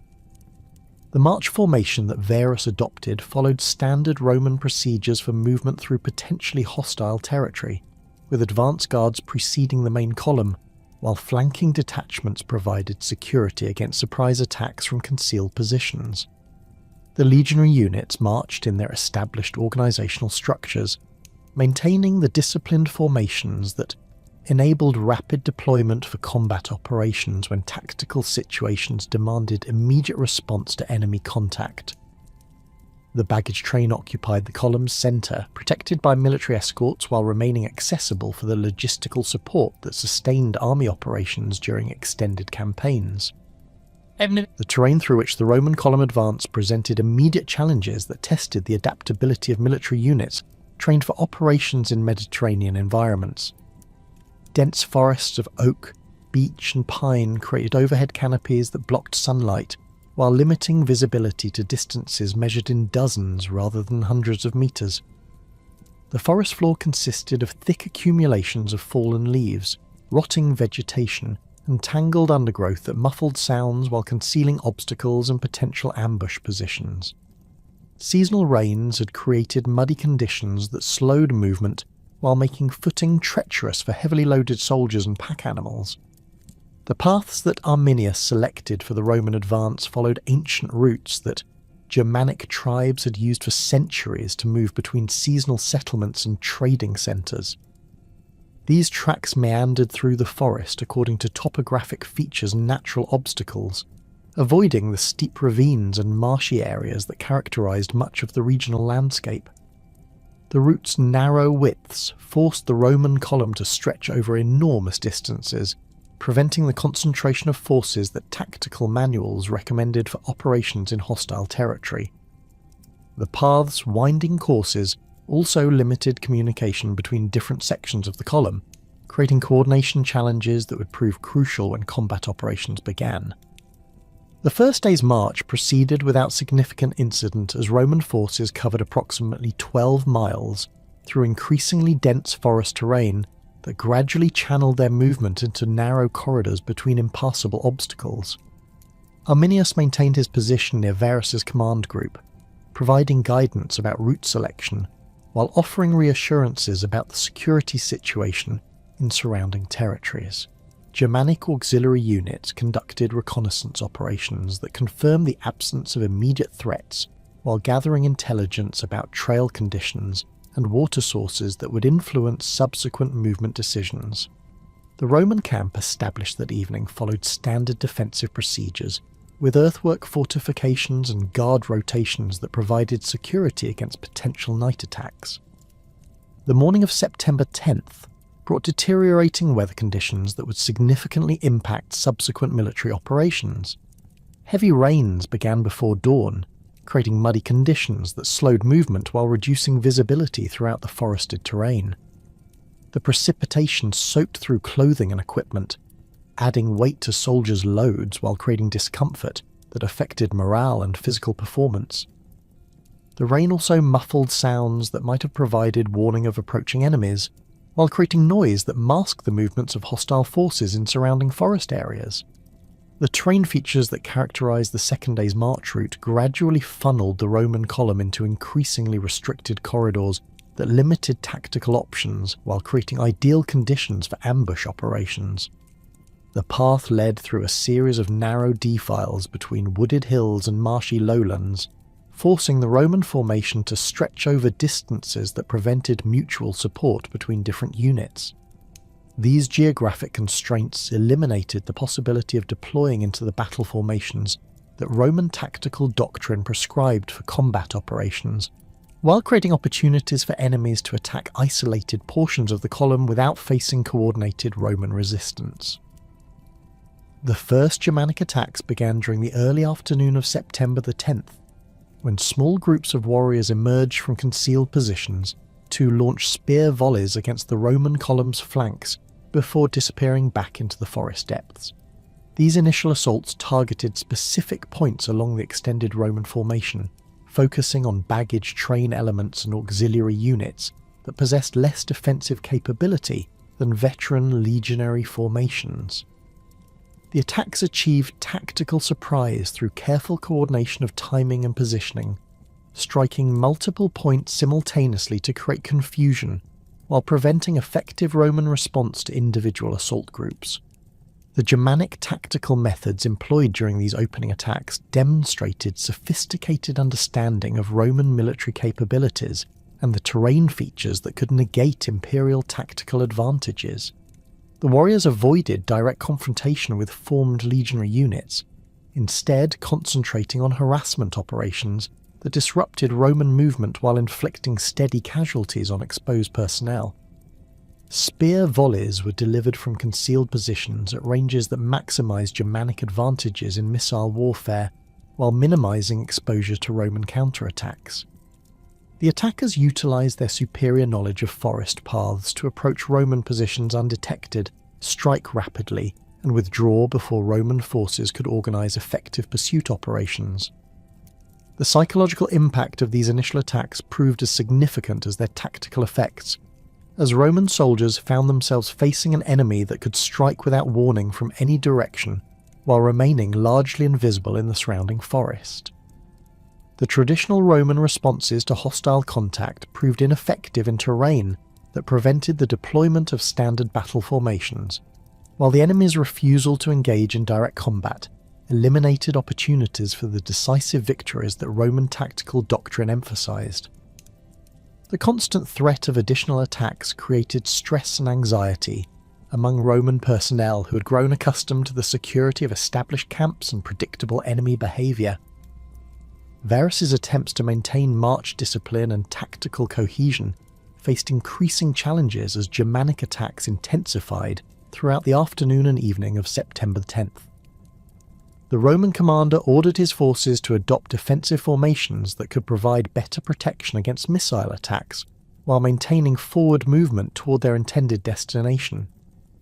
These tactical adjustments required constant communication between different units along the extended column, creating additional coordination challenges in terrain that limited visibility and reliable signal transmission.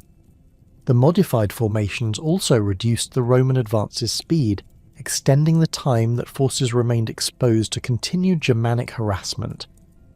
The night encampment that Roman forces established on September the 10th reflected the deteriorating tactical situation that Varus's army faced as Germanic attacks continued throughout the hours of darkness. Standard Roman defensive procedures proved inadequate for the forest environment, where traditional earthwork fortifications could not provide comprehensive protection against enemies who possessed intimate knowledge of surrounding terrain features. Germanic warriors conducted probing attacks against Roman perimeter positions throughout the night, preventing rest while maintaining psychological pressure that affected morale and physical readiness for subsequent operations. The morning of September 11th revealed the full extent of Germanic coordination as attacks resumed with increased intensity and broader geographic scope. Multiple tribal contingents had positioned themselves along the Roman route of advance, creating a gauntlet of ambush positions that would subject Varus's forces to continuous assault throughout their attempted movement. The Germanic forces had established communication systems that enabled coordinated timing of attacks while maintaining the tactical flexibility that allowed individual warbands to exploit specific opportunities as they developed during combat operations. The Roman column's movement on September 11th became a fighting retreat as Germanic pressure intensified, while terrain features continued to restrict tactical options available to imperial forces. Legionary units attempted to maintain their traditional formations while advancing through increasingly narrow passages that prevented effective deployment of their superior discipline and equipment. The baggage train became a particular vulnerability as pack animals and civilian personnel struggled through muddy conditions while under constant threat of Germanic attack. The protection of non-combatants and essential supplies required substantial troop commitments that to reduce the forces available for offensive operations against Germanic positions. The collapse of Roman tactical cohesion accelerated throughout September 11th as continued Germanic attacks, deteriorating weather conditions, and challenging terrain combined to overwhelm imperial military capabilities. Individual units became separated from the main column as commanders made tactical decisions based on immediate local conditions rather than coordinated strategic planning. Communication between different elements of Varus's army broke down as traditional signal systems proved inadequate for forest warfare conditions, while Germanic attacks disrupted the messenger services that normally maintained command coordination during complex military operations. The final phase of the battle began during the early morning hours of September 12th, when Germanic forces launched coordinated assaults against multiple points along the disintegrating Roman column. These attacks represented the culmination of 3 days of careful positioning and tactical preparation, as tribal warriors had gradually surrounded the Roman forces while maintaining continuous pressure that prevented effective reorganization or strategic withdrawal. The Germanic assault combined traditional tribal warfare methods with tactical innovations that exploited specific Roman vulnerabilities that had been revealed during the previous days of combat operations. The coordinated Germanic assault that commenced at dawn on September 12th represented the culmination of Arminius's strategic planning and the complete collapse of Roman tactical advantages that had sustained imperial military dominance throughout the Mediterranean world. The tribal forces that emerged from concealed positions along multiple points of the Roman column had spent 3 days maneuvering into optimal attack positions while maintaining continuous pressure that prevented effective Roman reorganization. The Germanic warriors who now launched their final offensive numbered approximately 18,000 fighters drawn from the Cherusci, Marsi, Chatti, Bructeri, and Sicambri confederations, representing the largest coordinated Germanic military operation attempted against Roman forces since the Cimbrian invasions of the late 2nd century BC. The tactical execution of the Germanic assault demonstrated sophisticated understanding of Roman military vulnerabilities and the terrain features that could negate imperial advantages in equipment and training. Arminius had positioned his forces to exploit the narrow defiles and marshy ground that channeled Roman movement while preventing the deployment of standard legionary formations. The attack commenced simultaneously along a front extending nearly 2 miles, ensuring that no portion of the Roman column could provide mutual support to units under direct assault.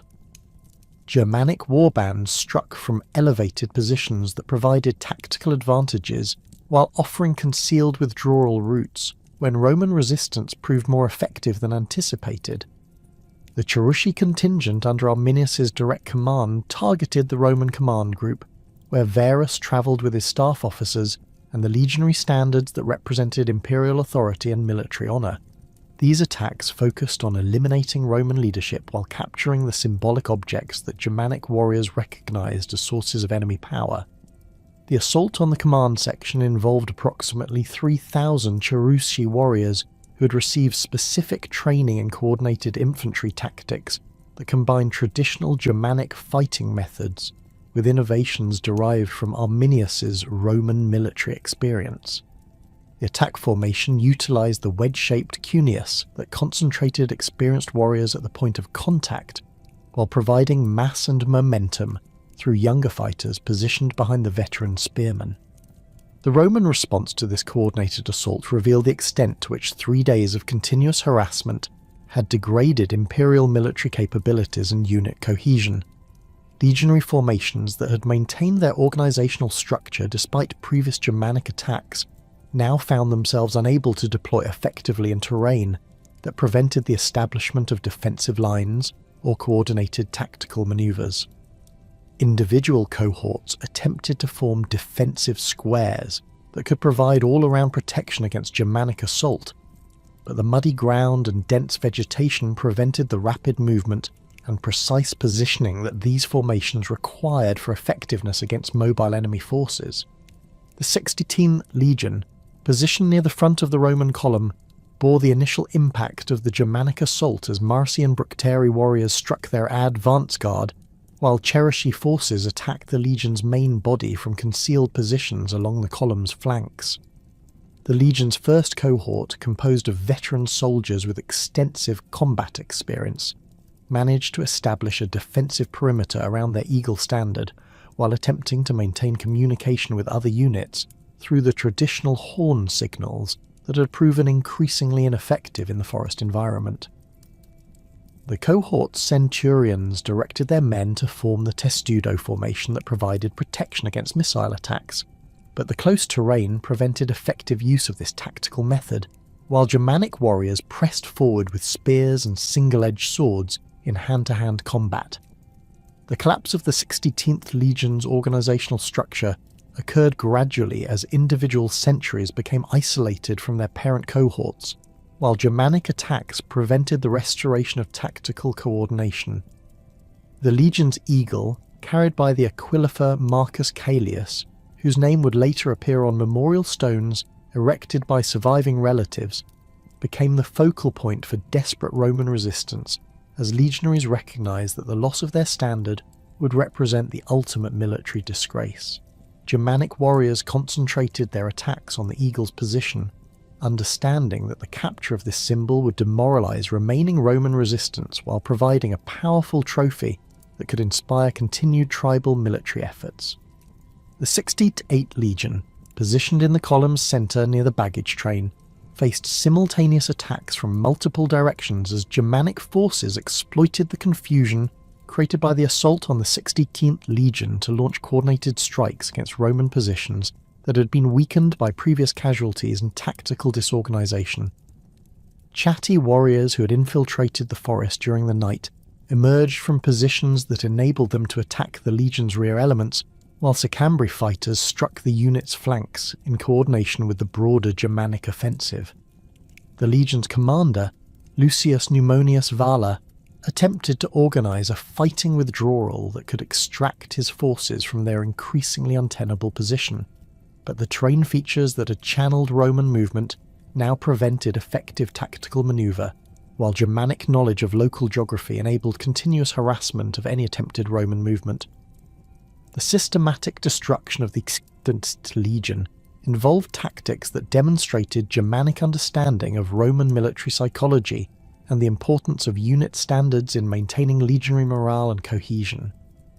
Germanic warriors specifically targeted the Legion's centurions and standard bearers, recognising that the elimination of these leadership figures would accelerate the collapse of Roman resistance. The attacks on centurions involved coordinated spear volleys that focused multiple warriors' efforts on individual officers, while attempts to capture legionary standards required close combat that brought Germanic fighters into direct contact with the most determined Roman defenders. The intensity of these engagements reflected the symbolic importance that both sides attached to the military standards that represented Roman imperial authority and Germanic resistance to foreign domination. The 16th Legion, positioned at the column's rear, initially maintained better tactical cohesion, as its commander recognised the developing crisis and attempted to organise defensive positions that could provide a rallying point for other Roman forces.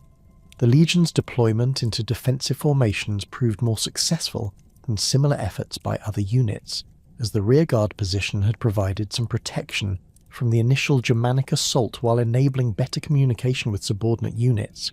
However, the Legion's tactical advantages proved temporary, as Germanic forces that had overwhelmed the 13th and 68th Legions redirected their attacks against the remaining organised Roman resistance. The concentration of the Germanic military effort against the 13th Legion created overwhelming numerical superiority that negated Roman advantages in equipment and training. The fate of Roman auxiliary units during the final assault reflected the complex loyalties and tactical challenges that characterised frontier warfare involving Allied troops recruited from recently conquered populations. Germanic auxiliaries who had served with Roman forces faced immediate decisions about their allegiance as tribal warriors who might include their own relatives, launched attacks against their Roman comrades. Some auxiliary units maintained their loyalty to Roman commanders and fought alongside legionary forces, while others defected to join the Germanic assault or simply fled the battlefield to avoid combat against their own people. The Gallic cavalry units, attached to Varus's army, attempted to maintain their tactical mobility through mounted withdrawal operations. But the forest terrain that had facilitated Germanic ambush tactics also prevented effective cavalry operations that required open ground for manoeuvre and charge tactics. The capture and ritualistic treatment of Roman prisoners represented a crucial component of Germanic victory celebrations that reflected tribal religious beliefs and military traditions that emphasized the spiritual dimensions of warfare. Germanic warriors who had taken Roman captives conducted ceremonial sacrifices that honored their gods while demonstrating the completeness of their victory over imperial forces. These rituals occurred at sacred groves that had been identified in advance as appropriate locations for religious ceremonies, with tribal priests directing the sacrificial procedures according to traditional practices that had been followed for generations during intertribal conflicts. The sacrificial victims included Roman officers whose rank and equipment identified them as valuable offerings, while ordinary legionaries were often enslaved or exchanged for ransom payments from their families. The systematic destruction of Roman military equipment represented both practical and symbolic aspects of Germanic victory, as tribal warriors stripped battlefield casualties of their weapons and armour while conducting ritualistic destruction of objects that represented Roman imperial authority.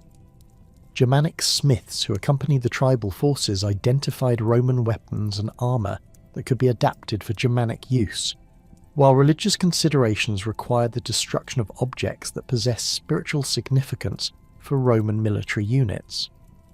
Legionary standards received particular attention as Germanic warriors recognized these symbols as sources of Roman military power that required ritualistic neutralization to prevent their continued influence over tribal affairs. Varus's suicide during the final hours of the battle reflected the Roman military tradition that required commanders to accept personal responsibility for catastrophic defeats while avoiding the dishonor of capture by enemy forces. The governor's death occurred in his command tent as Germanic warriors overran the remaining Roman positions, with Varus choosing to fall on his sword rather than face the humiliation of captivity and the political consequences that would have resulted from his survival. The loss of a governor of consular rank represented an unprecedented disaster for Roman imperial prestige, as no previous provincial commander of equivalent status had been killed during military operations against barbarian enemies. Varus's death eliminated the senior Roman leadership that might have organised continued resistance while providing Germanic forces with confirmation of their complete victory over imperial authority in the region. The broader implications of losing 3 entire legions extended far beyond the immediate military consequences to encompass political, economic, and psychological effects that would influence Roman policy for generations. The destruction of the Sextitine, Sextitiarate, and Disticicitine legions represented the loss of approximately 15,000 veteran soldiers whose training and experience could not be easily replaced, while the elimination of their officer corps removed institutional knowledge and leadership capabilities that had been developed through years of frontier service. The financial cost of replacing these military units would strain imperial resources, while the political ramifications would affect Augustus's domestic authority and foreign policy throughout the remaining years of his reign. The immediate Germanic treatment of the battlefield reflected tribal customs regarding the distribution of spoils and the commemoration of military victories that would influence intertribal relationships for years following the battle. Germanic warriors systematically stripped Roman casualties of their equipment and personal possessions, with distribution procedures that followed traditional protocols for sharing spoils among tribal confederations that had participated in the victory. Weapons and armour that could be adapted for Germanic use were allocated to individual warriors based on their contributions to the battle, while precious metals and luxury items were reserved for tribal leaders who would use these resources to reward their followers and maintain the political alliances that had enabled a coordinated resistance effort. The recovery of Roman military equipment provided Germanic tribes with substantial quantities of iron weapons and armour that would enhance their military capabilities during subsequent conflicts with imperial forces. Roman gladii and spatha represented superior metallurgy and weapon design that Germanic smiths could study and reproduce, while legionary armour provided protection that exceeded traditional Germanic defensive equipment. The captured Roman engineering tools and siege equipment offered insights into imperial military technology that could be adapted for Germanic defensive preparations, while Roman military manuals and administrative documents provided intelligence about imperial strategic planning and tactical procedures. The symbolic destruction of Roman military standards involved elaborate ceremonies that demonstrated Germanic religious beliefs about the spiritual aspects of warfare and the importance of neutralizing enemy sources of supernatural power. Tribal priests conducted rituals that involved the dismantling of legionary eagles and cohort standards, with the precious metals and decorative elements being redistributed according to religious protocols that honoured Germanic gods while eliminating Roman spiritual influences. These ceremonies occurred at sacred sites throughout Germanic territory, ensuring that tribal communities that had not participated directly in the battle could witness the destruction of Roman imperial symbols and understand the completeness of the Germanic victory. The treatment of Roman civilian personnel who had accompanied Varus's army reflected Germanic attitudes toward non-combatants and the economic opportunities that captives represented for tribal communities. Merchants, administrators, and camp followers who survived the battle faced enslavement or ransom demands that would provide ongoing economic benefits for their Germanic captors. The specialized skills that some civilians possessed, particularly those involving metalworking, engineering, or administrative capabilities, made them valuable assets for tribal communities that could utilize Roman technical knowledge for their own purposes. The integration of Roman captives into Germanic society would introduce new technologies and administrative methods that would influence tribal development for generations following the Teutoburg Forest victory.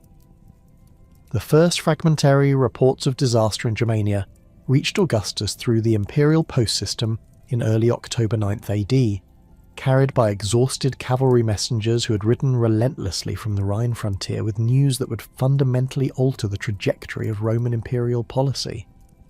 These initial dispatches, composed by surviving officers who had witnessed the destruction from Rhine garrison positions, contained only the barest details about the scale of the catastrophe that had befallen Varus's army.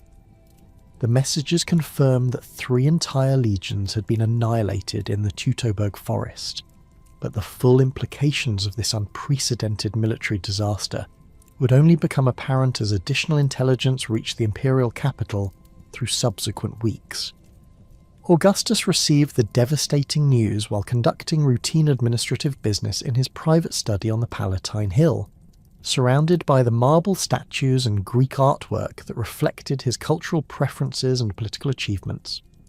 The emperor's immediate reaction, witnessed by several court officials and later recorded by imperial biographers, demonstrated the profound psychological impacts that the Germanic disaster inflicted on the aging ruler who had spent decades carefully constructing Roman military supremacy. Augustus reportedly struck his head against the doorframe of his study while crying out the famous lament that would echo through Roman historical memory, Quinctili vare, legiones red. Quinctilus Varus, give me back my legions. The personal grief that overwhelmed Augustus reflected not only the military significance of losing 3 veteran legions, but also the emotional bonds that connected the emperor to soldiers who had served imperial interests throughout his reign. Many officers and centurions who perished in the Teutoburg Forest had participated in the campaigns that established Augustus's political authority, fighting in the civil wars that ended the Roman Republic and the foreign conquests that expanded imperial boundaries. The emperor had personally awarded decorations to some of these men during victory celebrations in Rome, creating personal relationships that made their deaths feel like family losses rather than abstract military casualties. The emperor's physical deterioration following the news became immediately apparent to court observers, who noted his inability to maintain the composed demeanour that had characterised his public appearances throughout his reign. Augustus ceased his regular morning receptions for senators and foreign ambassadors, while cancelling the public festivals and ceremonial appearances that normally occupied much of his daily schedule. Palace servants reported that the emperor wandered the corridors of his residence during nighttime hours, often stopping before the busts of deceased family members while muttering incoherently about Germanic treachery and Roman military failures. His hair, which had remained carefully groomed throughout his political career, grew unkempt as Augustus neglected the personal hygiene routines that had previously reflected his attention to imperial dignity. The strategic implications of the Germanic disaster extended far beyond the immediate loss of military personnel to encompass fundamental questions about Roman imperial expansion and the security of existing provincial territories. The destruction of 3 legions represented approximately 15% of the entire Roman army, a catastrophic reduction in military capability that would require years to replace through recruitment and training programs. More critically, the annihilation of Varus's forces had eliminated the primary military strength that sustained Roman authority throughout Germania, creating opportunities for tribal uprisings that could spread beyond the immediate disaster zone to threaten established Roman positions along the Rhine frontier. The emergency military mobilization that Augustus ordered in response to the Germanic crisis required unprecedented peacetime recruitment efforts that strained Roman manpower resources while disrupting the economic activities that sustained imperial finances. The emperor commanded provincial governors throughout the empire to accelerate military recruitment while suspending the normal exemptions that protected certain social classes from military service. Veterans who had completed their standard terms of enlistment received orders to return to active duty, while the minimum age requirements for military service were reduced to enable the recruitment of younger men who lacked the physical development that traditional Roman military standards required. The recall of Tiberius from his Illyrian command represented Augustus's most significant strategic decision in response to the Germanic crisis, as the emperor recognized that only his most experienced military commander possessed the capabilities necessary for managing the complex defensive operations that frontier security would require. Tiberius had been conducting successful campaigns against Pannonian and Dalmatian tribes when he received urgent orders to transfer his forces to the Rhine frontier, abandoning territorial gains that had required 3 years of difficult fighting to achieve. The strategic withdrawal from Illyricum reflected Augustus's assessment that Germanic threats posed more immediate dangers to Roman security than the Balkan tribal resistance that Tiberius had been systematically suppressing. The logistical challenges involved in transferring Tiberius's army from Illyricum to Germania required massive coordination efforts that tested Roman administrative capabilities while demonstrating the empire's capacity for rapid strategic redeployment. 4 legions, along with substantial auxiliary forces, needed transportation across the Alps during late autumn weather conditions that made mountain passes treacherous for large military formations.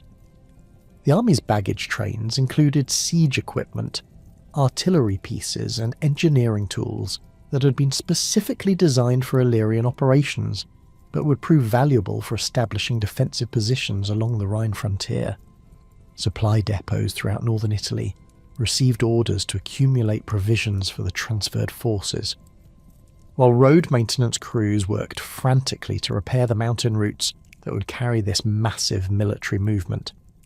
Tiberius's arrival at the Rhine frontier in November 9th AD marked the beginning of comprehensive defensive preparations that would transform Roman military strategy from offensive expansion to frontier consolidation. The new commander immediately ordered the construction of additional fortifications along the Rhine's eastern bank, while strengthening existing installations that had previously served primarily as supply bases for offensive operations beyond the river. These defensive improvements involved thousands of auxiliary troops and civilian workers who laboured throughout the winter months to create the earthwork, barriers and timber palisades that would protect Roman positions against potential Germanic invasions. The intelligence-gathering efforts that Tiberius initiated revealed the extent of Germanic coordination that had enabled the Teutoburg Forest victory, while providing insights into tribal military capabilities that Roman commanders had previously underestimated. Surviving auxiliaries who had escaped the disaster provided detailed accounts of Germanic tactical methods and the sophisticated planning that had characterized Arminius's ambush operations. These reports confirmed that Germanic tribes possessed military organization and strategic thinking abilities that exceeded Roman assessments, while revealing the political alliances that had enabled unprecedented inter-tribal cooperation against imperial forces. The psychological impact of the Germanic disaster on Rhine frontier garrisons required immediate attention from Roman commanders, who recognized that demoralized troops would prove ineffective against Germanic attacks. Legionary units that had maintained security along the Rhine for years without facing serious military challenges now confronted the reality that Germanic tribes possessed the capability to destroy entire Roman armies through coordinated resistance operations. Tiberius addressed these morale problems through increased training exercises that restored confidence in Roman tactical superiority, while implementing security measures that reduced the vulnerability of frontier positions to surprise attacks. The political ramifications of the Teutoburg Forest disaster reverberated throughout Roman governmental institutions as senators and other aristocratic leaders questioned the strategic wisdom of continued Germanic expansion efforts. Conservative political factions that had previously supported Augustus's foreign policy initiatives now argued for defensive strategies that would consolidate existing territorial gains, rather than pursuing additional conquests that might result in similar catastrophes. These political debates occurred within the broader context of succession planning, as Augustus's advancing age raised questions about imperial continuity and the military capabilities of potential heirs who lacked the emperor's extensive combat experience. The senatorial discussions regarding Germanic policy revealed fundamental disagreements about Roman imperial strategy and the appropriate balance between military expansion and territorial consolidation. Supporters of continued offensive operations argued that abandoning Germanic conquest would encourage tribal resistance throughout the frontier regions, while demonstrating Roman weakness to potential enemies throughout the empire. Conservative senators countered that the enormous costs of Germanic campaigns exceeded the potential benefits of territorial acquisition, particularly given the region's limited agricultural productivity and the military commitments that permanent occupation would require. The financial implications of the Germanic disaster extended beyond the immediate costs of replacing lost military equipment and personnel to encompass broader questions about imperial fiscal policy and the economic sustainability of continued expansion efforts. The destruction of 3 legions had eliminated substantial investments in military training and equipment, while requiring emergency expenditures for defensive preparations that would strain imperial finances. The tribute revenues that Roman administrators had expected to collect from pacified Germanic territories would never materialize, while the costs of maintaining enlarged frontier garrisons would continue indefinitely without generating compensating economic benefits. The propaganda efforts that Augustus initiated to minimize the disaster's impact on Roman prestige required careful attention to both domestic and international audiences who would interpret the Germanic victory according to their own political interests.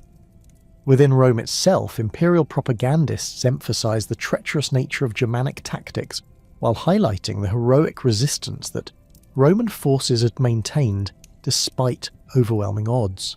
These narratives portrayed the Teutoburg Forest battle as a temporary setback caused by enemy deception rather than fundamental weaknesses in Roman military capabilities or strategic planning.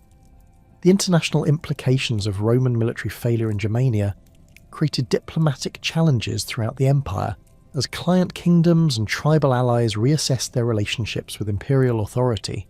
Gallic tribal leaders who had maintained loyalty to Rome despite cultural connections to Germanic confederations now faced pressure from their own populations to reconsider their political alignments. The Germanic victory had demonstrated that Roman military power could be defeated through coordinated resistance, providing inspiration for potential uprisings throughout the frontier regions where imperial control remained tenuous. The religious dimensions of Roman response to the Germanic disaster reflected the spiritual beliefs that connected military success with divine favour and the importance of maintaining proper relationships with the gods who protected imperial interests. Augustus ordered special sacrificial ceremonies at major temples throughout Rome, while consulting the Sibylline books for guidance about appropriate responses to the crisis. These religious observances served both spiritual and political functions, demonstrating imperial piety while providing opportunities for public displays of confidence that could counter the demoralization that military defeat might inspire among Roman citizens. The memorial arrangements for the destroyed legions presented complex challenges as Roman tradition required proper burial ceremonies for fallen soldiers, while the Germanic victory had prevented the recovery of most casualties from the battlefield. Augustus ordered the construction of commemorative monuments in Rome that would honour the deceased legionaries while avoiding explicit acknowledgement of the defeat's magnitude. These memorials emphasised the soldiers' loyalty and courage, while minimising references to the tactical failures that had enabled Germanic victory. The emperor also established pension arrangements for the families of deceased officers, demonstrating imperial concern for military personnel while maintaining the loyalty of surviving troops who observed these generous provisions. The recruitment campaigns that followed the Germanic disaster required fundamental changes to Roman military service policies, as traditional volunteer enlistment proved insufficient to replace the enormous personnel losses that the destroyed legions represented. Augustus authorized the conscription of Roman citizens who had previously been exempt from military service, while extending recruitment efforts to include populations that had traditionally been excluded from legionary service. These policy changes reflected the desperate manpower situation that the empire faced while establishing precedents that would influence Roman military organization for subsequent generations. The training programs developed for replacement legions incorporated lessons learned from the Teutoburg Forest disaster, while maintaining the tactical traditions that had enabled Roman military success throughout the Mediterranean world. New recruits received enhanced instruction in forest warfare and irregular tactics that would prepare them for the challenging conditions that characterized Germanic military operations. These training modifications acknowledged the unique requirements of frontier warfare while preserving the disciplined formations and standardized equipment that remained essential for Roman tactical effectiveness against conventional enemies. The defensive strategy that emerged from Roman responses to the Germanic crisis represented a fundamental shift from the expansionist policies that had characterized Augustus's early reign to consolidation efforts that emphasized the protection of existing territorial gains. The Rhine frontier would become a permanent boundary rather than a temporary staging area for further conquests, requiring massive investments in fortifications and garrison forces that would transform the character of Roman military deployment. This strategic reorientation reflected both the practical constraints imposed by Germanic resistance and the political realities that limited imperial willingness to accept additional risks comparable to the Teutoburg Forest catastrophe. The strategic reorientation that followed the Teutoburg Forest disaster created immediate demands for military leadership capable of restoring Roman prestige while implementing the defensive consolidation that Augustus had reluctantly accepted as necessary for imperial security.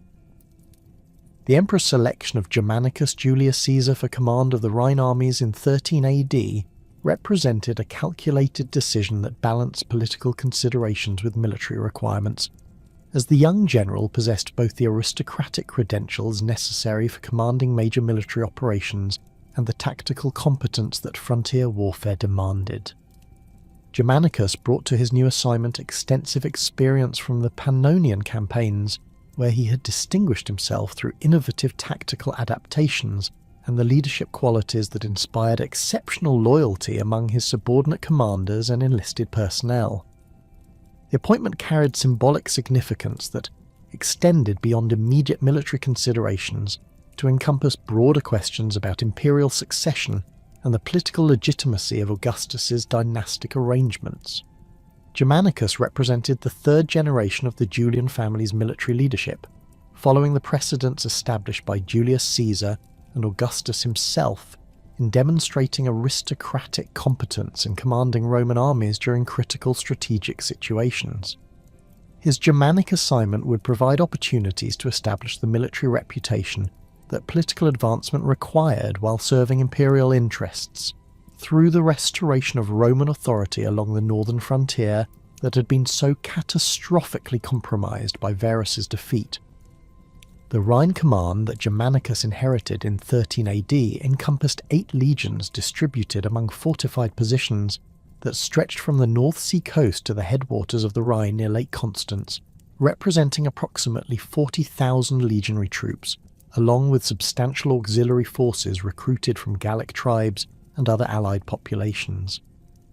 These military units had spent the previous 4 years conducting defensive operations that prevented Germanic raids across the Rhine, while maintaining the territorial integrity of Roman Gaul against tribal incursions that might have exploited the power vacuum created by the Teutoburg Forest victory. The defensive posture that characterized Rhine frontier operations since 9 AD had preserved Roman territorial control while creating opportunities for the systematic military preparations that would enable future offensive operations against Germanic tribal confederations. The systematic preparation that Germanicus initiated for retaliatory campaigns against Germania required comprehensive analysis of the tactical failures that had enabled the Teutoburg Forest disaster, while developing countermeasures that could prevent similar catastrophes during future offensive operations. Intelligence reports compiled from surviving auxiliaries and reconnaissance missions revealed the sophisticated coordination that Arminius had achieved among tribal confederations, while identifying the specific tactical methods that had proven effective against Roman military formations in forested terrain. These assessments provided the foundation for training programs that would prepare Roman forces for the unique challenges that Germanic warfare presented, while maintaining the disciplined formations that remained essential for Roman tactical effectiveness. The logistical infrastructure that supported Germanicus's offensive preparations involved massive construction projects that transformed Rhine frontier installations from defensive positions into forward operating bases capable of sustaining major military campaigns beyond the river. Engineering units constructed expanded harbour facilities at Mogontiacum and Colonia Agrippina that could accommodate the river fleet operations essential for penetrating Germanic territory through waterway access routes that avoided the forest paths where Varus's army had been destroyed.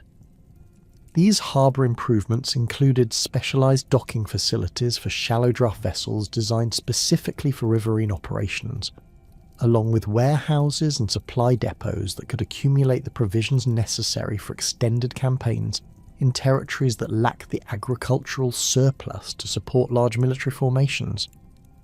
The Rhine fleet expansion that accompanied these infrastructure improvements represented one of the most significant naval construction programs undertaken during Augustus's reign, involving the production of hundreds of specialized vessels designed for the unique requirements of riverine warfare in Germanic territorial waters. Roman shipwrights adapted Mediterranean naval technology to create flat-bottomed galleys that could navigate the seasonal variations in river depth while carrying substantial loads of troops and equipment. These vessels incorporated defensive features that provided protection against Germanic missile attacks, while maintaining the maneuverability necessary for rapid deployment and extraction operations in hostile territory. The recruitment and training programs that Germanicus implemented to prepare his forces for Germanic operations incorporated lessons learned from the Teutoburg Forest disaster, while maintaining the tactical traditions that had enabled Roman military success throughout the empire. New legionary recruits received enhanced instruction in forest warfare techniques that emphasized small unit coordination and individual initiative rather than the rigid formations that had proven vulnerable to Germanic ambush tactics. These training modifications included extensive practice in rapid deployment from marching columns into defensive formations suitable for forest combat, along with specialized instruction in recognizing and countering the harassment tactics that Germanic warriors had employed so effectively against Varus's army. The intelligence networks that Germanicus established throughout Germanic territory required careful cultivation of informants who could provide reliable information about tribal political dynamics and military preparations while avoiding the deception tactics that had enabled Arminius' successful ambush operations. Roman agents recruited Germanic merchants and refugees who possessed detailed knowledge of tribal territories and political relationships, while establishing communication systems that could relay information rapidly to Roman commanders without compromising source security. These intelligence operations revealed the continuing political divisions among Germanic tribes that could be exploited through diplomatic initiatives designed to isolate Arminius and his allies from potential supporters. The first major offensive that Germanicus launched in 14 AD targeted the Marsi Confederation, whose territory lay east of the Rhine between the Ruhr and Lippe rivers, representing one of the tribal groups that had participated most actively in the Teutoburg Forest ambush. The campaign commenced with coordinated river and overland movements that demonstrated the tactical innovations Germanicus had developed for Germanic operations, utilising the Rhine fleet to transport substantial forces directly into Marsi territory while avoiding the forest routes that had proven so dangerous for Roman armies. The amphibious assault achieved tactical surprise through careful timing and coordination, enabling Roman forces to establish secure beachheads before Germanic defenders could organise effective resistance. The systematic destruction that characterised Roman operations against the Marsi reflected both tactical necessity and the psychological warfare that Germanicus employed to demonstrate the consequences of resistance to Roman authority. Roman forces conducted methodical devastation of Marsi settlements, agricultural areas, and religious sites that served as focal points for tribal identity and political organisation. The destruction of sacred groves where tribal assemblies convened eliminated the meeting places where Germanic political coordination occurred, while the capture and execution of tribal leaders removed the experienced war chiefs who possessed the military knowledge necessary for organising future resistance operations. The recovery of one of the lost legionary eagles during the Marsi campaign provided powerful symbolic validation for Roman revenge operations, while demonstrating that Germanic tribal confederations could not maintain permanent possession of the military standards that represented imperial authority. The eagle of the 14th Legion, discovered in a Marsi sacred grove where it had been displayed as a trophy of Germanic victory, became the focal point for elaborate ceremonial observances that restored Roman military morale, while providing propaganda opportunities that could counter the demoralization caused by the Teutoburg Forest disaster. The standards recovery enabled Germanicus to claim that Roman honour had been partially restored through successful military action against the tribes responsible for previous humiliations. The winter preparations that followed the Marsi campaign involved comprehensive planning for expanded operations that would systematically target each tribal confederation that had participated in the Teutoburg Forest ambush, while demonstrating Roman military capabilities to neutral Germanic populations who might be considering resistance activities. Germanicus utilised the seasonal suspension of major military operations to conduct detailed reconnaissance of Germanic territory, gathering intelligence about tribal military capabilities and political relationships that would influence subsequent campaign planning. These preparatory activities included the construction of forward supply depots and the establishment of communication networks that would enable coordinated operations across multiple tribal territories during the following campaign season. The 15 AD campaigns represented the culmination of Germanicus's systematic approach to Germanic warfare, involving coordinated operations against multiple tribal confederations that demonstrated Roman tactical adaptability, while achieving significant territorial objectives. The primary offensive targeted Cherusci territory along the Weser River, striking directly at Arminius's tribal base, while attempting to capture or eliminate the Germanic leader whose tactical innovations had enabled the Teutoburg Forest victory. Roman forces advanced along multiple axes that prevented Germanic concentration of defensive forces while maintaining communication and mutual support capabilities that had been lacking during Varus's fatal march.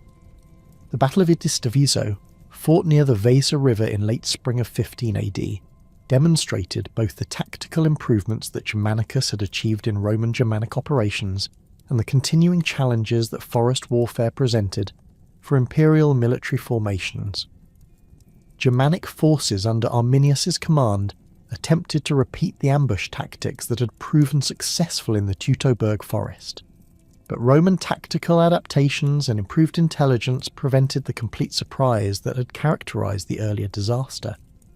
The engagement resulted in significant Germanic casualties, while enabling Roman forces to maintain tactical cohesion and achieve their immediate operational objectives, though Arminius himself escaped capture despite suffering serious wounds during the fighting.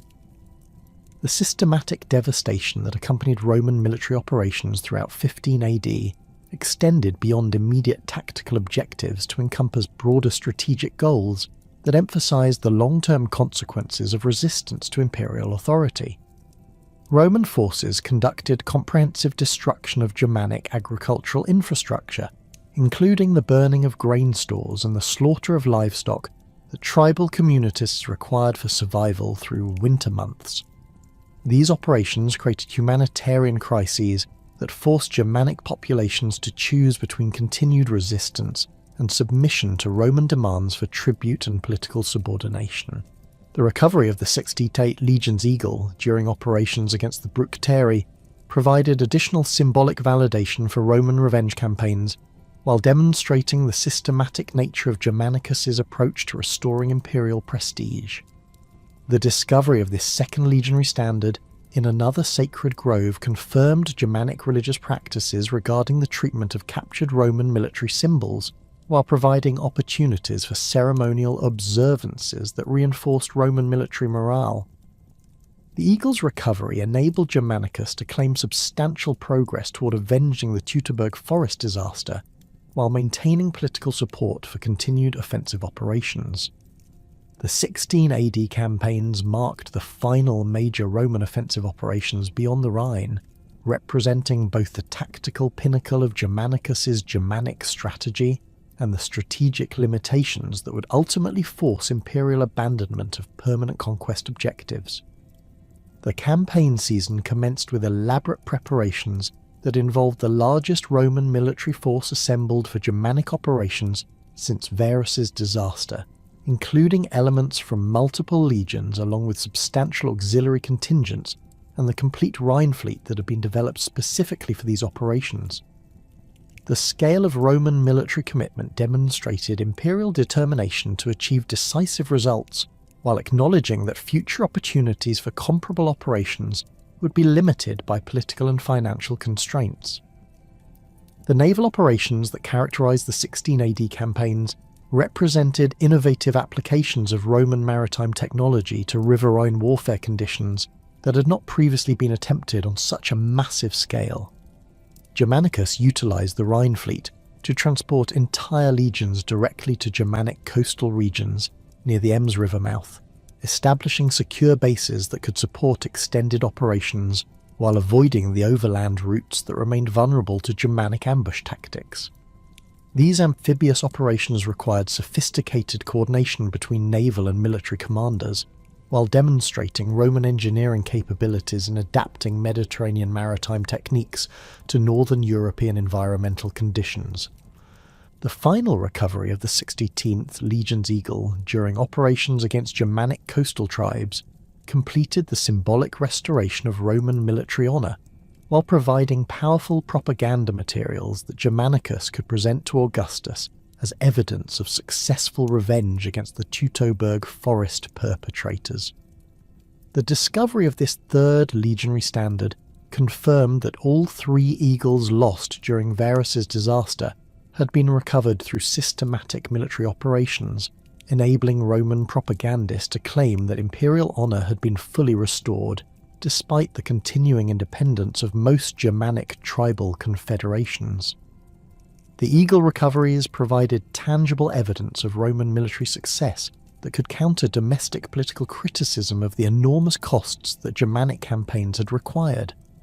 The strategic limitations that became apparent during the 16 AD campaigns reflected fundamental constraints on Roman imperial expansion that extended beyond immediate tactical considerations to encompass broader questions about the economic and political sustainability of permanent Germanic conquest. The vast distances involved in maintaining supply lines to forward operating bases required enormous logistical commitments that strained imperial resources while providing limited strategic benefits. Germanic territory lacked the urban centres and agricultural surplus that had made Mediterranean conquest profitable for Roman administration, while the tribal political structures that characterised Germanic society proved resistant to the administrative methods that had enabled successful Roman provincial government elsewhere. The political opposition that emerged in Rome regarding continued Germanic operations reflected senatorial concerns about the enormous costs of these campaigns relative to their limited territorial achievements and economic benefits. Conservative political factions argued that Germanicus's operations, while tactically successful, had failed to achieve the permanent conquest objectives that would justify their massive resource requirements. These critics emphasized that Germanic tribal confederations retained their political independence and military capabilities despite suffering significant casualties during Roman revenge campaigns, suggesting that permanent occupation would require military commitments that exceeded imperial capacity for indefinite maintenance.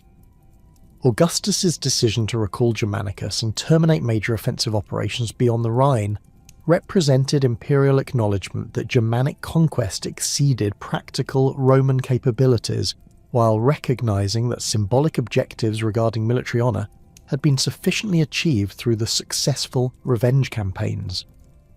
The emperor's strategic assessment concluded that the Rhine frontier provided adequate security for Roman Gaul while offering defensive advantages that could be maintained with substantially reduced military commitments compared to the forces required for permanent Germanic occupation.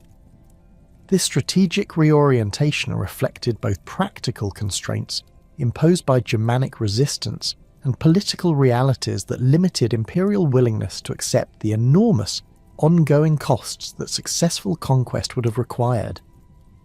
The establishment of the Rhine as a permanent imperial frontier, rather than a temporary staging area for further eastward expansion, represented one of the most significant strategic decisions of Augustus's reign, fundamentally altering Roman imperial policy from unlimited expansion to selective consolidation of existing territorial gains. This strategic reorientation, forced by the catastrophic events in the Teutoburg Forest and the subsequent recognition of Germanic resistance capabilities, created immediate and lasting consequences that would shape the trajectory of Roman imperial development for the next 4 centuries. The abandonment of the Elbe frontier objective represented not merely a tactical adjustment, but a fundamental acknowledgement that Roman military and administrative capabilities possessed practical limitations that could not be overcome through traditional imperial methods of conquest and occupation.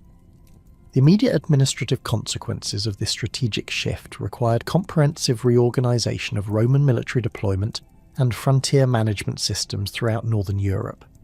The 8 legions that had been concentrated along the Rhine for offensive operations beyond the river now assumed permanent defensive responsibilities that transformed their organisational structures and tactical training programs.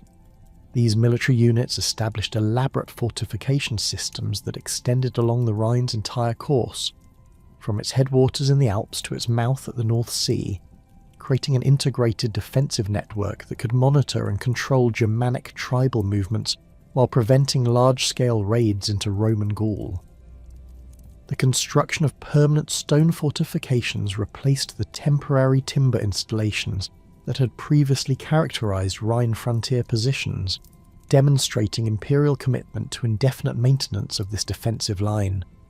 The economic implications of frontier consolidation extended beyond immediate military costs to encompass broader questions about imperial fiscal policy and the relationship between territorial expansion and revenue generation.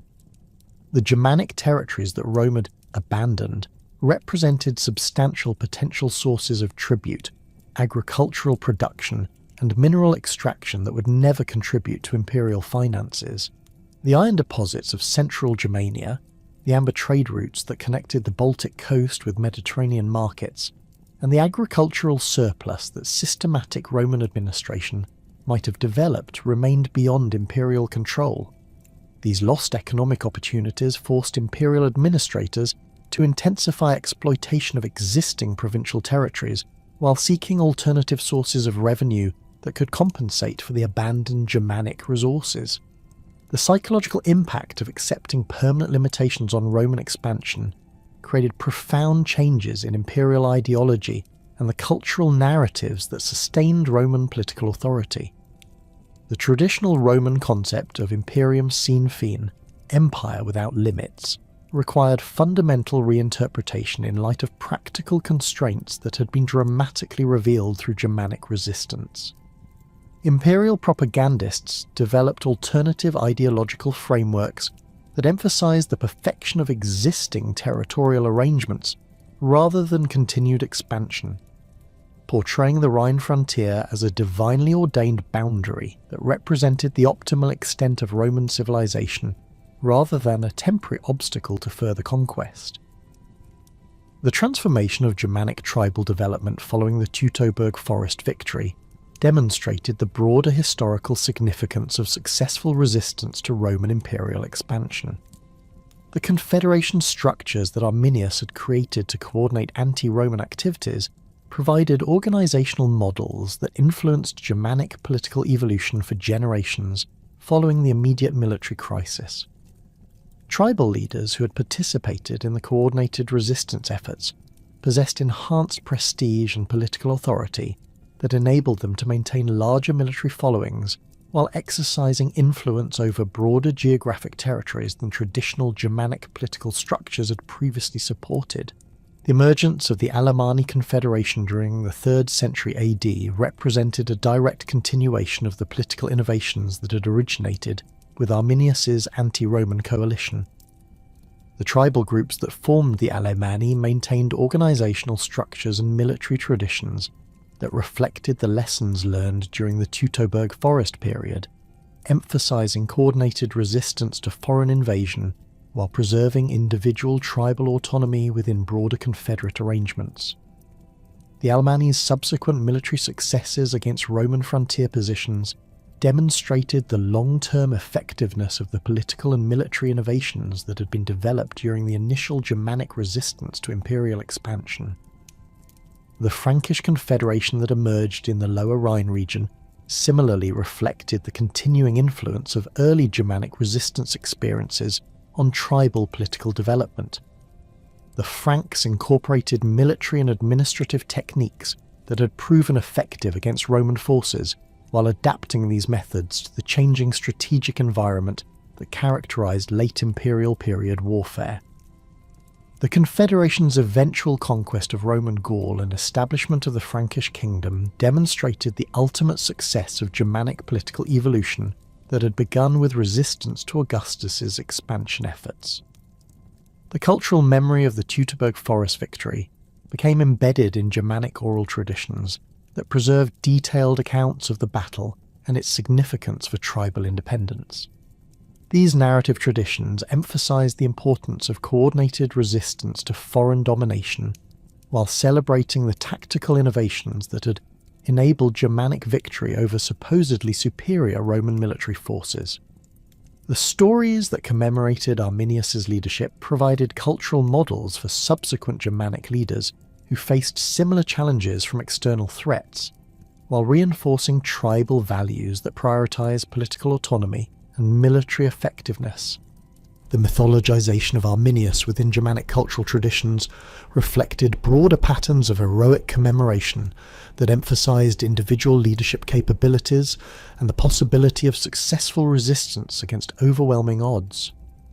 These mythological narratives transformed the historical Arminius into a symbolic figure who represented Germanic virtues and the cultural values that distinguished tribal societies from foreign civilizations. The legendary accounts of the Teutoburg Forest battle emphasize supernatural elements and divine intervention that enhance the story's emotional impact while providing religious validation for Germanic independence. The rediscovery of Arminius during the German nationalist movements of the 18th and 19th centuries demonstrated the continuing political relevance of early Germanic resistance to foreign domination. German intellectuals and political leaders identified Arminius as a foundational figure in German national identity, portraying his victory over Roman forces as the initial assertion of German independence that had preserved Germanic culture from foreign assimilation. The construction of the Hermannsdenkmal monument near Detmold in 1875 represented the culmination of this nationalist appropriation of early Germanic history, creating a physical symbol that connected modern German political aspirations with ancient tribal resistance to Roman imperialism. The archaeological investigations that began at Kalkriese in 1987 revolutionised scholarly understanding of the Teutoburg Forest battle through the systematic recovery of material evidence that confirmed and clarified the historical accounts preserved in Roman literary sources. The discovery of Roman military equipment distributed across several square kilometres of terrain provided concrete evidence for the scale and intensity of the fighting that had occurred at this location. The artefacts recovered from the site included legionary armour, weapons and personal equipment that demonstrated the high quality of Roman military technology while revealing the circumstances of its capture by Germanic forces. The numismatic evidence discovered at Kalkriese provided crucial chronological indicators that confirmed the site's identification with Varus's disaster, while revealing details about the battle's progression that were not preserved in historical sources. Roman coins bearing the portraits of Augustus and other imperial family members established the temporal context of the site's occupation, while the distribution patterns of these coins across the battlefield indicated the movements of Roman forces during the fighting. The discovery of coins that had been deliberately damaged or modified suggested Germanic ritual practices associated with the treatment of captured Roman property. The analysis of human remains recovered from Kalkriese revealed important information about the composition of Varus's army and the nature of the fighting that occurred during the battle. Skeletal evidence indicated that Roman casualties included individuals of various ages and physical conditions, confirming historical accounts that describe the presence of civilian personnel and non-combatants among the forces that accompanied Varus's expedition. The distribution of human remains across the site demonstrated the chaotic nature of the final fighting, with evidence of individual combat encounters scattered throughout the battlefield area. The environmental archaeology conducted at Kalkriese provided insights into the landscape conditions that had influenced the battle's outcome, while revealing the ecological context of early 1st century Germanic territory. Pollen analysis and soil studies indicated that the region had been heavily forested during the Roman period, confirming the environmental factors that had contributed to Germanic tactical advantages. The identification of ancient watercourses and marshy areas revealed the geographic constraints that had channeled Roman movement while providing concealment for Germanic ambush positions. The ongoing archaeological work at Kalkriese continues to yield new evidence that enhances understanding of the Teutoburg Forest battle while demonstrating the value of material culture studies for illuminating historical events that are incompletely documented in literary sources. Recent discoveries have included additional Roman military equipment, Germanic artifacts that reveal tribal material culture, and environmental evidence that clarifies the seasonal timing and weather conditions that influenced the battle's progression. These archaeological investigations have established Kalkriese as one of the most important ancient battlefield sites in Europe while providing methodological models for the study of other historical conflicts. The scholarly debates that have emerged from the Kalkriese archaeological evidence reflect broader questions about the interpretation of material culture and its relationship to historical narratives preserved in literary sources. Some researchers have questioned whether the archaeological evidence definitively confirms the site's identification with the Teutoburg Forest battle, arguing that the material remains could represent other conflicts between Roman and Germanic forces during the early imperial period. These interpretive discussions have stimulated additional research while demonstrating the complexity of correlating archaeological and historical evidence. The public interpretation of the Kalkries site has created opportunities for broader educational programs that connect archaeological research with historical understanding while addressing the political implications of Germanic resistance to Roman expansion. The museum and visitor centre established at the site provide accessible presentations of the archaeological evidence while placing the Teutoburg Forest battle within its broader historical context. These interpretive programs emphasise the scientific methods used in archaeological investigation, while avoiding the nationalist interpretations that had previously characterised German approaches to early Germanic history. The international significance of the Teutoburg Forest battle extends beyond its immediate impact on Roman imperial policy to encompass broader questions about the dynamics of imperial expansion and the factors that determine the success or failure of conquest efforts. The Germanic victory demonstrated that technological and organisational advantages possessed by imperial powers could be negated through effective use of local geographic knowledge and coordinated resistance strategies. These lessons have influenced modern military thinking about irregular warfare and the challenges that conventional forces face when operating in unfamiliar terrain against determined local opposition. The comparative analysis of the Teutoburg Forest battle with other instances of successful resistance to imperial expansion has revealed common patterns in the factors that enable smaller societies to defeat larger military forces. The importance of unified leadership, detailed knowledge of local terrain, effective intelligence gathering, and coordinated timing appear consistently in historical examples of successful resistance to imperial conquest. These comparative studies have enhanced understanding of the conditions that favour irregular warfare while providing insights into the limitations of conventional military power. The legacy of the Teutoburg Forest extends far beyond its immediate historical context to encompass fundamental questions about the nature of imperial power and the possibilities for successful resistance to foreign domination. The battle demonstrated that even the most sophisticated imperial military systems possessed vulnerabilities that could be exploited through innovative tactical approaches and coordinated political action. This lesson has continued to inspire resistance movements throughout history, while providing strategic insights that remain relevant for contemporary conflicts involving asymmetric warfare between conventional forces and irregular opponents. The transformation of Roman imperial strategy following the Teutoburg Forest disaster established precedents for defensive consolidation that would characterize imperial policy for the remainder of Rome's existence. The Rhine frontier became the model for subsequent frontier systems that emphasized permanent defensive positions rather than continued territorial expansion, while the military and administrative innovations developed for frontier management influenced imperial policy throughout the empire. The acceptance of practical limitations on Roman expansion represented a fundamental shift in imperial ideology that acknowledged the finite nature of imperial power while establishing the strategic frameworks that would sustain Roman authority for the next 4 centuries. The enduring significance of the Teutoburg Forest battle lies not merely in its immediate military and political consequences, but in its demonstration that historical outcomes are not predetermined by apparent advantages in technology, organisation, or resources.